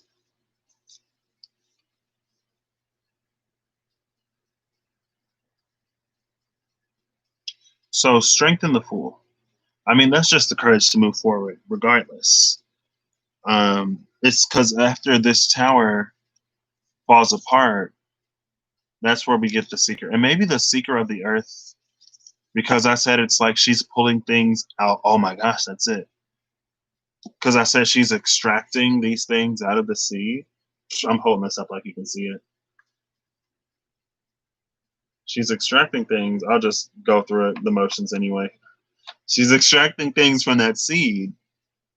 But as she pulls, because first comes the coins, and then the key, and then the tooth. And she's pulling it out of that seed. So the more people unplug from the matrix, the less power it has. And we unplug from the matrix by going into the heart, right?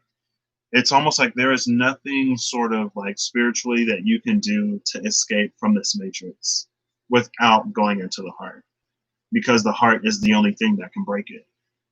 Love is the only thing that can break it, right? Otherwise, you'll just be living on the outside of it, plugging in every now and then, right? It's like the people who live on the outskirts of town or outside of town, but they still drive into town to get all their stuff or whatever, you know? It's like, so you're not inside the town, but you're basically like, you still rely on the town for something. And it isn't necessarily to establish complete independence, because I don't know if you can do that, but what do you say?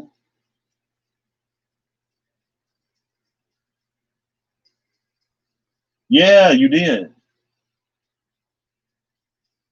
Yeah, I remember you said that.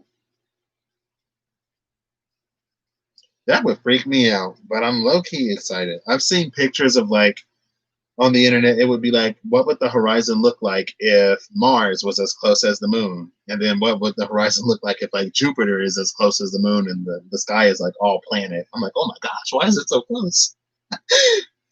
But it would also be really interesting. It'd be really rad. But yeah, I do remember you telling me about that.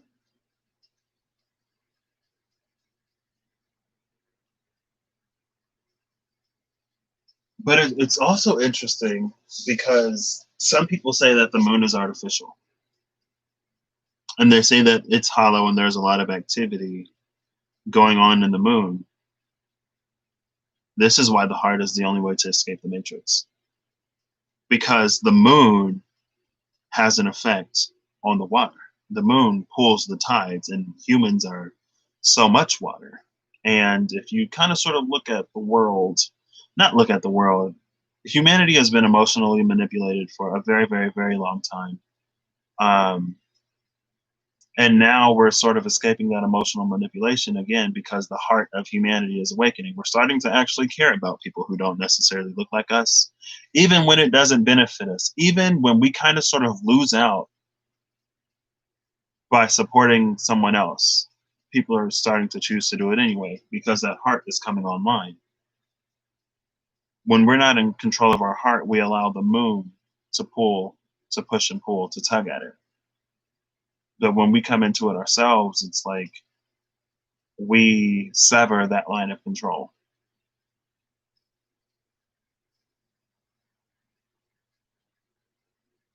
And maybe that's why the moon is like flipped here with the fool and with strength, because we're not allowing the moon. It's like this moon is staying right in front of the sun, right where I can see you. You're not getting too far. Like, nah, no, no. Where are you going? Where are you going? It's like it's always in your line of sight, but it's not like rigid control. It's just when you're, it's all that self work.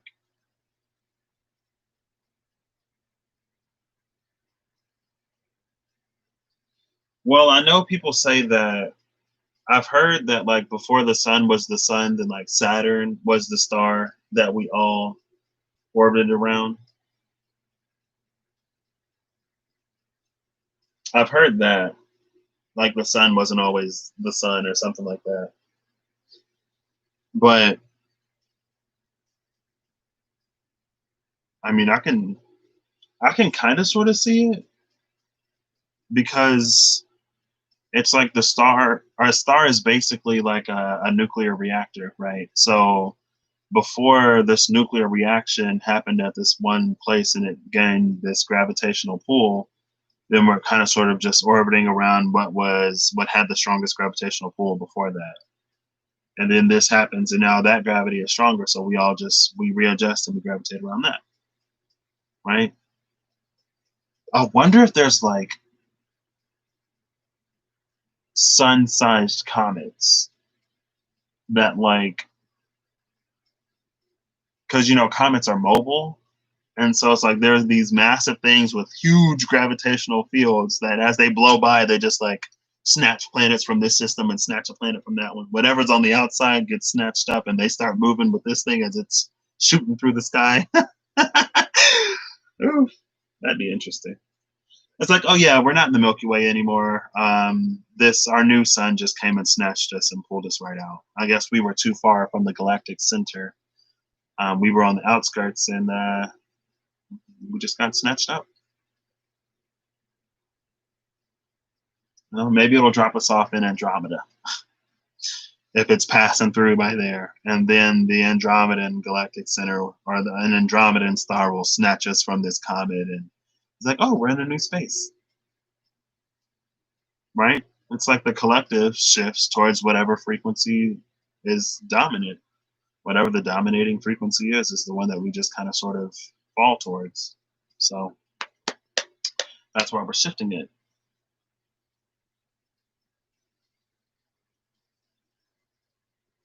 I wonder what are stars before they explode? Because I know they say, like, if you see the light of a star, that star is dead, and what you're seeing is the light of its explosion. But before it explodes, like, what is it?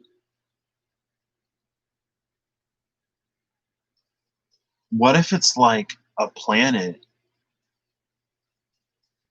but somewhere around the core or something, things just go like nuclear one day and it just boom. I don't know. Anyway, I don't know.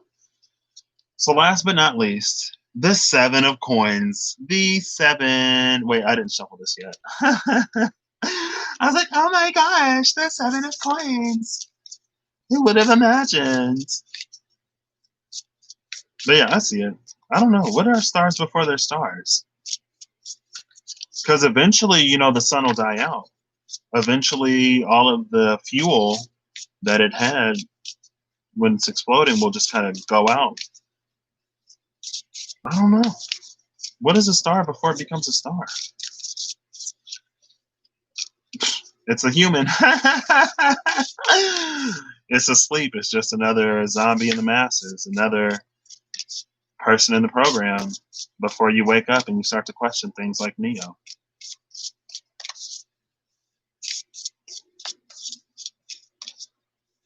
You know what they didn't talk about, though?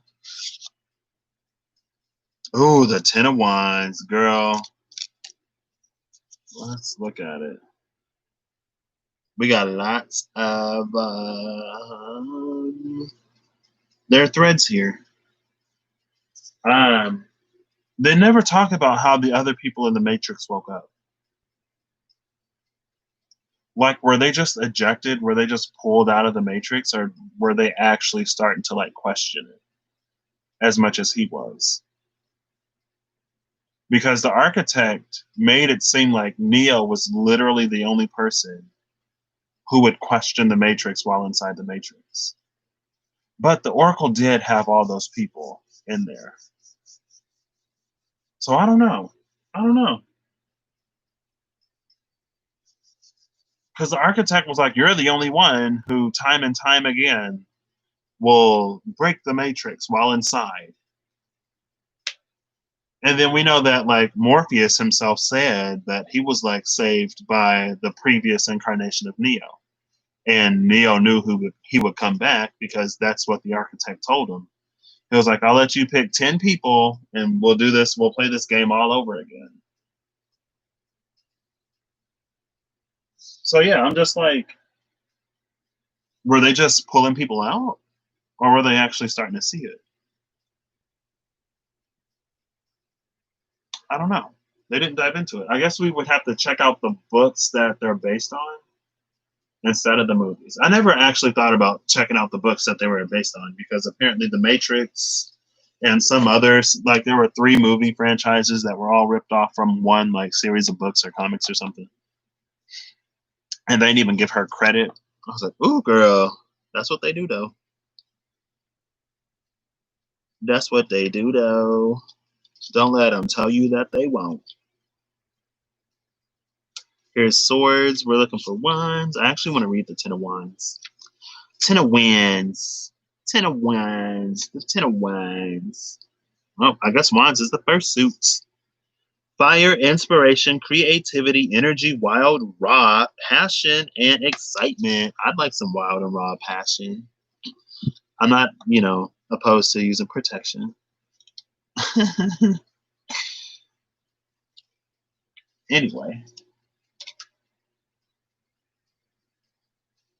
yeah, I don't know.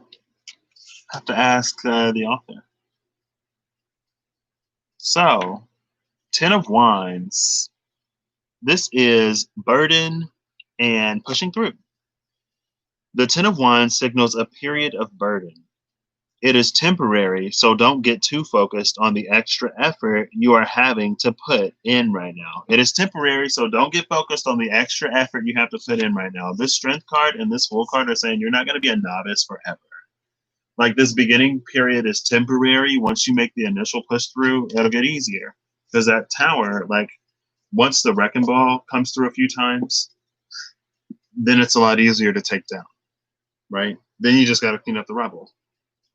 Like, if you had to pull, like, if you had to dismantle this tower brick by brick, imagine how difficult it would be to pull a brick out of, like, this wall. And then I guess you just hope that the whole tower would just Jenga fall down and you weren't, like, it didn't fall on top of you if you're pulling out a brick. It's like, you can get a Wrecking Ball and it happens a lot quicker. It's like, instead of, like, 3 years of a little bit more than inconvenient pain, we could, you know, do this operation all at once and then just drug you up. We can accommodate for the pain later. Vicodin, Valium. I ain't never had none of them, but I hear they work wonders. People get addicted sometimes to pain medications. Girl, I shouldn't have stopped reading. Excuse me. The Ten of Wands signals a period of burden. It is temporary, so don't get too focused on the extra effort you are putting in right now. Sometimes, when you are near the end of something, we have to maximize output so we can move on and relax. The Ten of Wands indicates that this last push will get you exactly where you need to be. The Ten of Wands indicates that this last push will get you exactly where you want to be. And with this Strength card right here, you have all of the support in the world to make that leap, to make that final push, to break through that brick ceiling.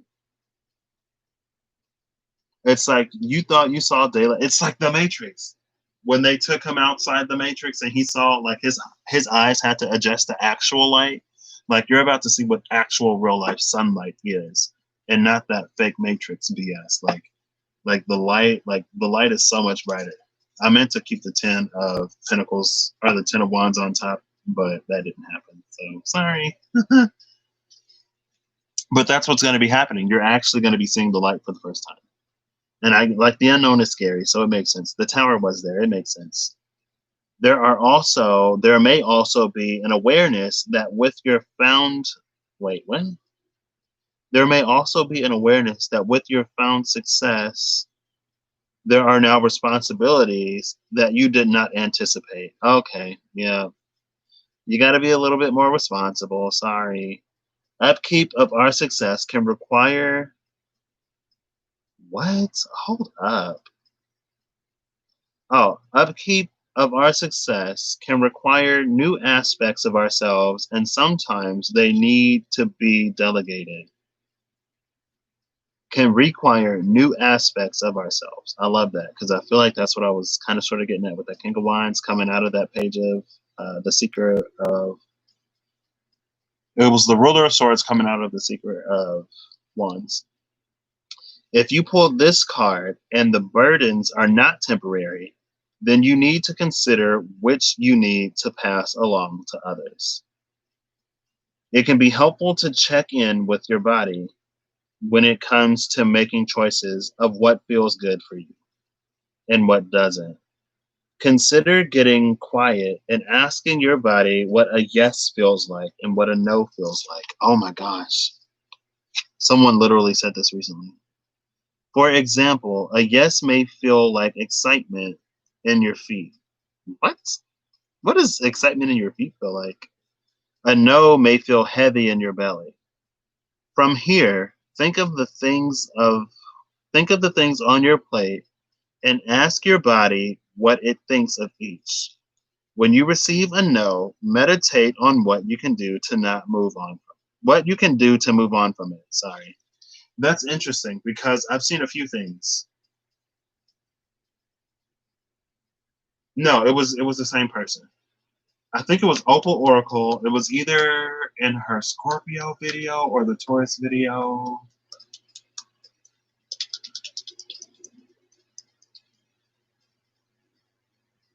I can't remember what the title was, but I was like, oh, that's interesting.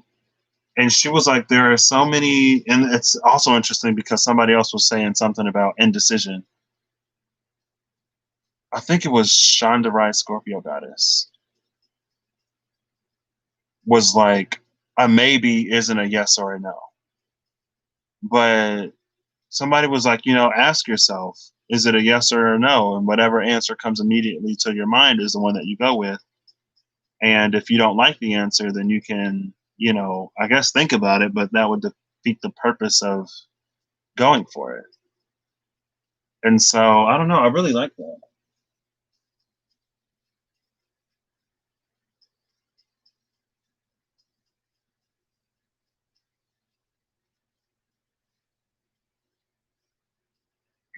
I don't know. I've never asked my body a yes or no question. Like there are some times when I'm like, oh, my body is like, sometimes, your third eye might light up a little bit or something like that. But I've never just straight up asked it like, hey, like, tell me what a yes feels like to you and tell me what a no is. Because I know that there are times where my body will communicate with me. And I was talking to Emily and she was saying the same thing about her body. But I was like, I guess I never sat with it long enough to know for sure. I mean, intuitively in the moment, I just kind of sort of go for it. But yeah, I actually do want to pull a deck that I can actually see. So not these. I'm going to pull the Spirit Keepers for a follow-up message. Because, I do want to have something in this video that can actually be seen. So call me vain. Oops. Wait, what is this? Oh my gosh, I left it out. Oh. But yeah, like there are things like in the moment where my body will tell me like, oh, this isn't good or that isn't good. But as far as like just straight up asking a question and then waiting to see if my body gives me a yes or a no, I've never done that before. It's always been like confirmation in the moment. And then in the moment it makes sense because you have context. Yeah. Ooh, that ain't there many. I guess that would only be 16 cards between, no, it would be 20. 4 courts and aces. This would be 9 times 4, 36. Okay. And then I'm just going to give these a cut and get back to it. But yeah, somebody said that recently. They were like, ask for a yes or a no and then proceed accordingly. A few people I've been hearing it recently. And now it just came out in the book. That's interesting. Ooh, cut into the Chariot in the Tower. The Chariot in the Tower, those are my birth cards. Hey. Okay, well, the Fool is right there, so I'll take it. Girl, what is that? 3 cards again. So last time it was the Tower, Strength, and the Fool. Now it's the Wheel of Fortune, the Devil, and the Fool. I feel like I don't even need anything else. The Wheel of Fortune, the Devil, and the Fool. It's like the Fool is sitting at this sort of crossroads in between. And it takes, like at the beginning of the year when I would say, if we want something new, we're going to have to do something we've never done before. That's exactly what this energy is. As the Wheel of Fortune is turning, we're going to have to exhibit courage that we may not have had before because we're going to have to do something that we've never done before. And to not do it is to sacrifice it and to forfeit it to that devil energy. because the devil energy will keep you stuck in the patterns and the programs that you've already been in. So we need to get real honest about what we're doing, and if we're truly doing anything different to make anything different happen. Because this Wheel of Fortune, I've been feeling these Wheels of Fortune as like, these things aren't just going to happen for us. They're going to require something on our part to get them done. And that's why Jupiter is retrograde right now, you know. And Jupiter's been in Capricorn this whole time. So even when Jupiter was direct, it ain't too much necessarily just moving for folks. Three of Swords at the bottom of the deck and the Seven of Swords coming out on top. I think that was the only card that flipped over. Yeah. This is us just not claiming it. With this Three of Swords clarifying, like, this isn't anything that anybody else can take from you. If you're not on top of this wheel when it moves, you are the person to blame, and it's because you fell into this devil energy rather than this Fool energy. You decided to stay stuck in patterns that bottom of the deck is the High Priestess. So yeah, like, you already know. You already know. And you can try to blame other people. You can try to say this person did that, that person did that. The economy is this, the world is that. It's not the economy, it's not the world, it's not this person, it's not that person, it's you. And it's your responsibility to get to moving. Because with that Three of Swords, it's like the Three of Swords is lining right up with that devil energy. Like, you are the only person in your way right now. You are the only person holding yourself back. And everyone's had opportunity to go through some shadow work in the past few months. Because as we've all been locked down, we've all had to face a lot of decisions. And either we distracted ourselves or we handled it. And if we handled it, we need to act in alignment with that, because just going through the lesson and not doing anything different isn't enough anymore.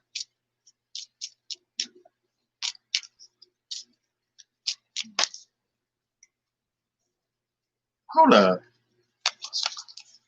6, 7, 8, 16, 17, 18, 19, 20. Yeah, I thought I felt one fall, but I guess not.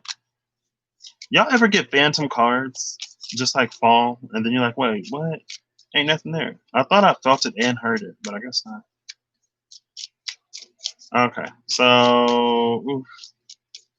This is just the energy I'm in. It's just like, it is what it is, honestly.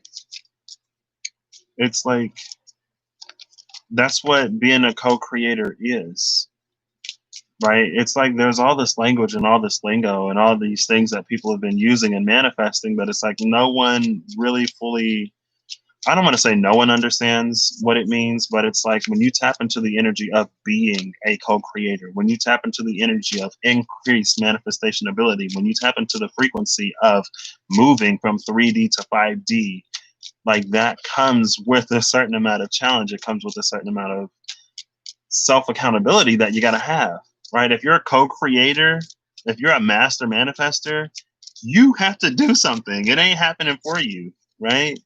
Like, you're not a baby anymore if you're co-creating. Like, you're a co-author. You're also writing.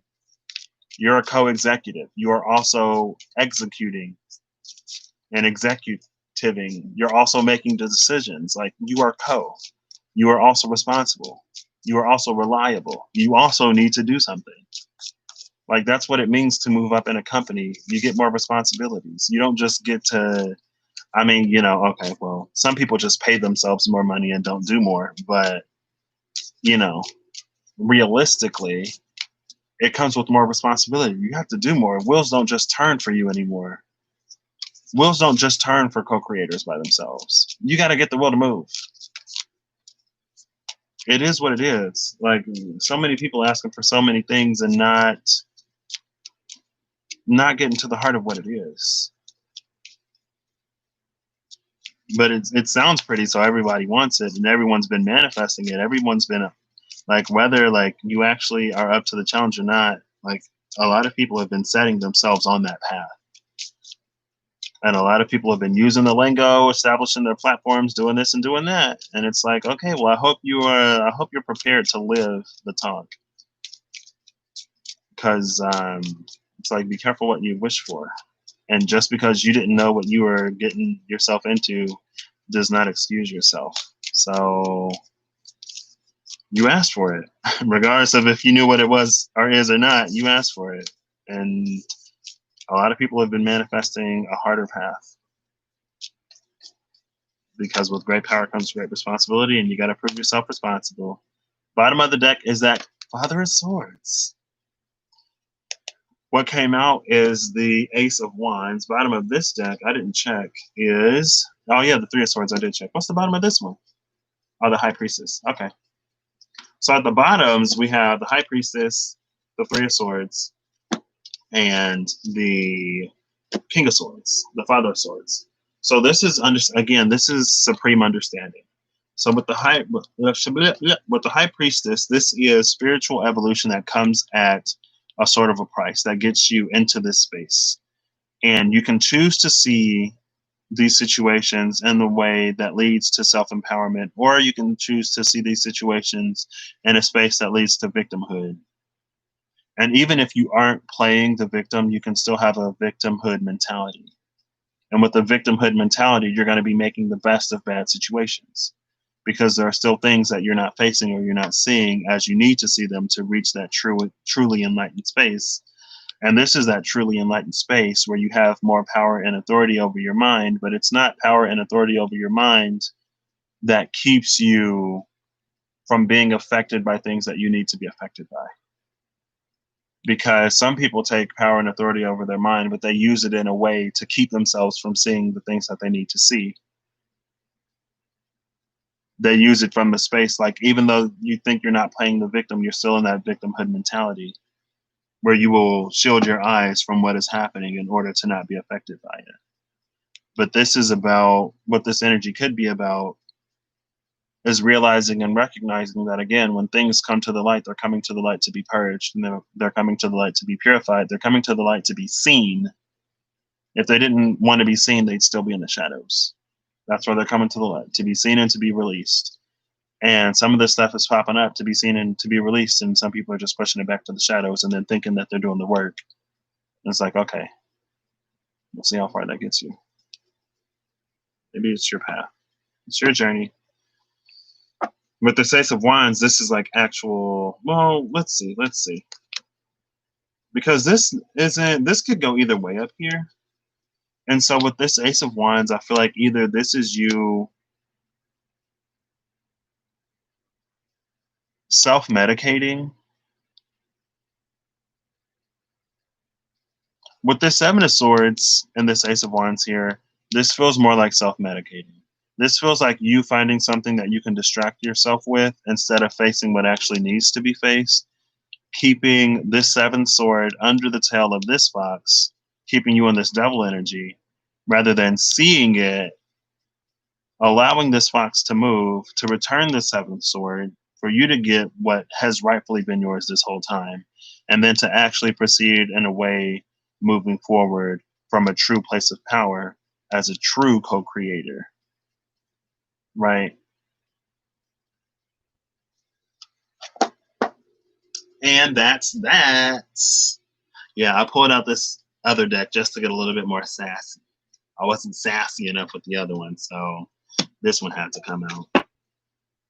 But yeah, that's what I have. I really do hope that y'all are doing what y'all need to be doing, and that you're not distracting yourselves, because distraction are aplenty, and there's always something that you can dive into. Always something you can distract yourself with. And always an energy to make sure that that will come into your experience. That's what double energy does. Remember when Jesus, I talked about it yesterday, when Jesus was doing his 40-day and 40-night fast, and the devil popped up and was like, like, you real hungry right now, ain't you? Well, you're gosh darn Jesus, so you can turn that rock into a loaf of bread and eat if you want to eat. And Jesus was like, devil, if you don't going somewhere, don't you think I know I can turn that rock into bread if I was that hungry? I'm fasting for a reason. Like, thank you. Next. Bye. Anyway, that's where I'm going to leave this. So,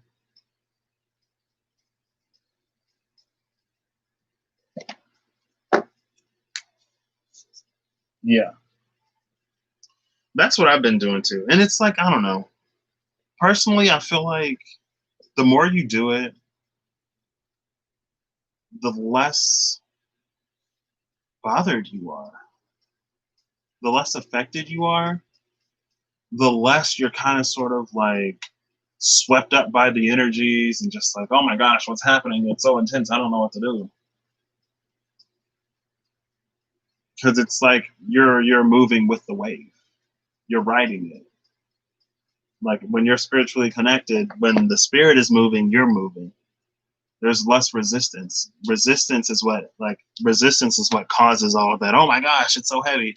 It's because the wave is moving, and instead of you moving with the wave, you're trying to stand strong, and then it's like it's pushing up against you, and then eventually it's gonna knock you off, and then you're just like drowning in it instead of being on top of it. But you know, keep up the good work.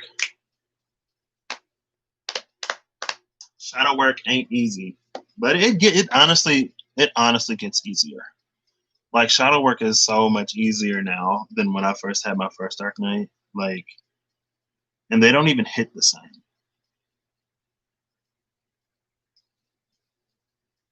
I don't know. Also, there's an Ouroboros on this deck.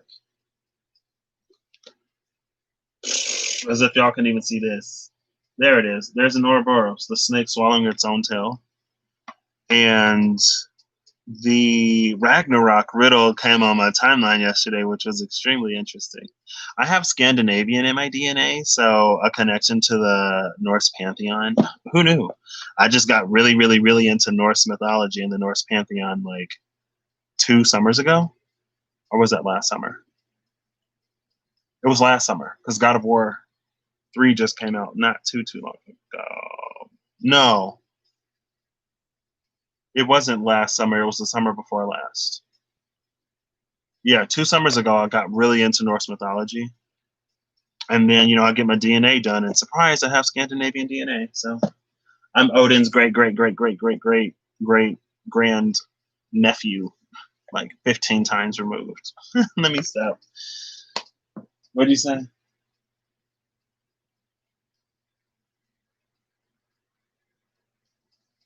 Out here surfing, trying to ride these waves and not wipe out.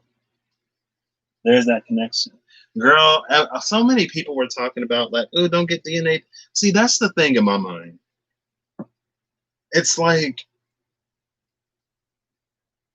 regardless of if it's fear or if it's paranoia, it's like, don't do this because the government is going to do that on you. Don't do this because they're going to do that. Don't do this. Don't do that. Don't do this. Like, so many people are like, oh, the government, like, you get your DNA done and then the government has your DNA and blah, blah, blah, blah, blah, whatever. But how many of y'all folks are born in hospitals or have gone to a hospital where they have your blood work, where they have whatever when you was born? Like, if the government was really that sinister, girl, they would already have the information. And then some people are like, yeah, but I'm not going to willingly give it. It's like, okay, well, I don't fall into the paranoia and the fear all the time. I have a very healthy level of skepticism. But, I ain't necessarily going to go full conspiracy mode on everything. So I got my DNA done and I'm very glad I did because stuff is like popping up. I'm like, oh my gosh, like the Irish and the Native American I knew was in there. But to see like there's like a bit of Spanish or Portuguese on my dad's side, didn't expect that. Didn't expect Scandinavian. Didn't expect like Southeast Asian. And it's like it's just cool to know what's in there. But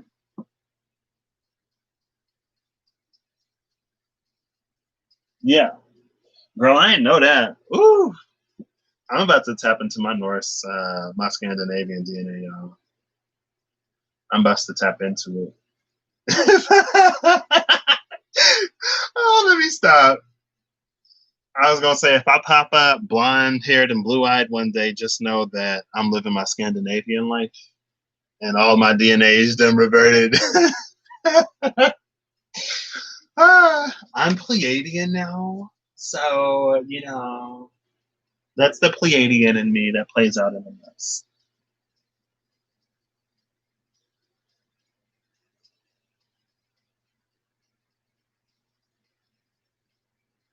Wait, what? On the limelight, like what? Consider who what? But yeah, there's just I don't know. This a lot of people are starting to like, you know, hop onto some things. So I'm excited for that, I guess. But it's like every now and then I'll pop in on somebody's video and I'll be like, I shouldn't watch this because did that say Monster Hunter? Hold up. Did that say Monster Hunter? Oh, Monster Prime. Ooh. Okay, let me see. As far as the government, oh yeah, got you. Yeah, they trying to clean up their own fiascos to stop whatever from being whatever. Because a whole bunch of people all over the world is looking at their governments like, "What's real, sis? Like, what's really going on?" I got mine from 23andMe because it said Ancestry, and I would have got it from Ancestry.com because then it also then I would also be able to trace lineages, and I'm very interested in kind of sort of where I came from because it's in the blood, right? I want to know what tribe I am or which tribes because there's a lot of it in there. I know there's some Cherokee, but that Cherokee is ancient. Like that was several great grandfathers. He was Cherokee and Irish, or a great granduncle. He was Cherokee and Irish. I believe there's Choctaw. I'm trying to find out. I still got to talk to Uncle Mac to find out what we is because Uncle Dub don't know. And in my mind, I'm like, how do y'all not know? But assimilation is real. And people were just trying to make a living and trying to get by, some of them, especially if you go off the reservation. So, but I'm very interested. And then like the Scandinavian with the Norse thing, like I've always been about like pantheons and mythology. So.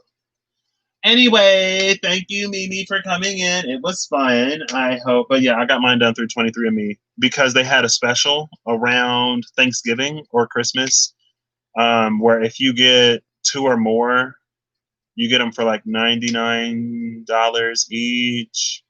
But if you buy one, it's like 100 and something. So I got one for me and I got one for my mom, and we got ours done. And so that's how I can see like which DNA came from her and which DNA came from my dad, even though my dad's isn't done, but that's because hers is done and we're connected. So yeah, that's what I did. That's what I did. Again, I would say use your own judgment. Like I'm not necessarily going to preach that we shouldn't have skepticism against what other people can do or are doing, but at the same time, it's like if all they need is your genes, like they can extract that from any number of things, and they probably already got it on file. So I would just say, use your own judgment in your life. I use it in mine, and I speak a little strong sometimes, but yeah. So I hope y'all have a good whatever whenever you see this. I hope you're doing everything that you need to be doing right now. And remember that Capricorn full moon eclipse is like the day after tomorrow because it's happening the night of the 4th into the 5th and not the night of the 5th going into the 6th. A lot of times we say dates when it comes to these things, but we don't necessarily really say a time. So in some places in America, it's actually happening on the 4th of July. The full moon Capricorn eclipse is happening the 4th of July in some places in America. I guess America was founded in Philadelphia? Or was it Pennsylvania somewhere where they signed the Declaration of Independence? I don't remember which colony it was at the time. So I guess it would be that time more than anything because, those were still native lands at the time before the Trail of Tears and everything else. We just treat, oh my gosh. Anyway, not going to get into it. I'll catch y'all later. That's happening. Speak now or forever hold your peace. If you ain't doing whatever you need to be doing, don't be mad. Whenever what you want don't come to be. Don't be mad.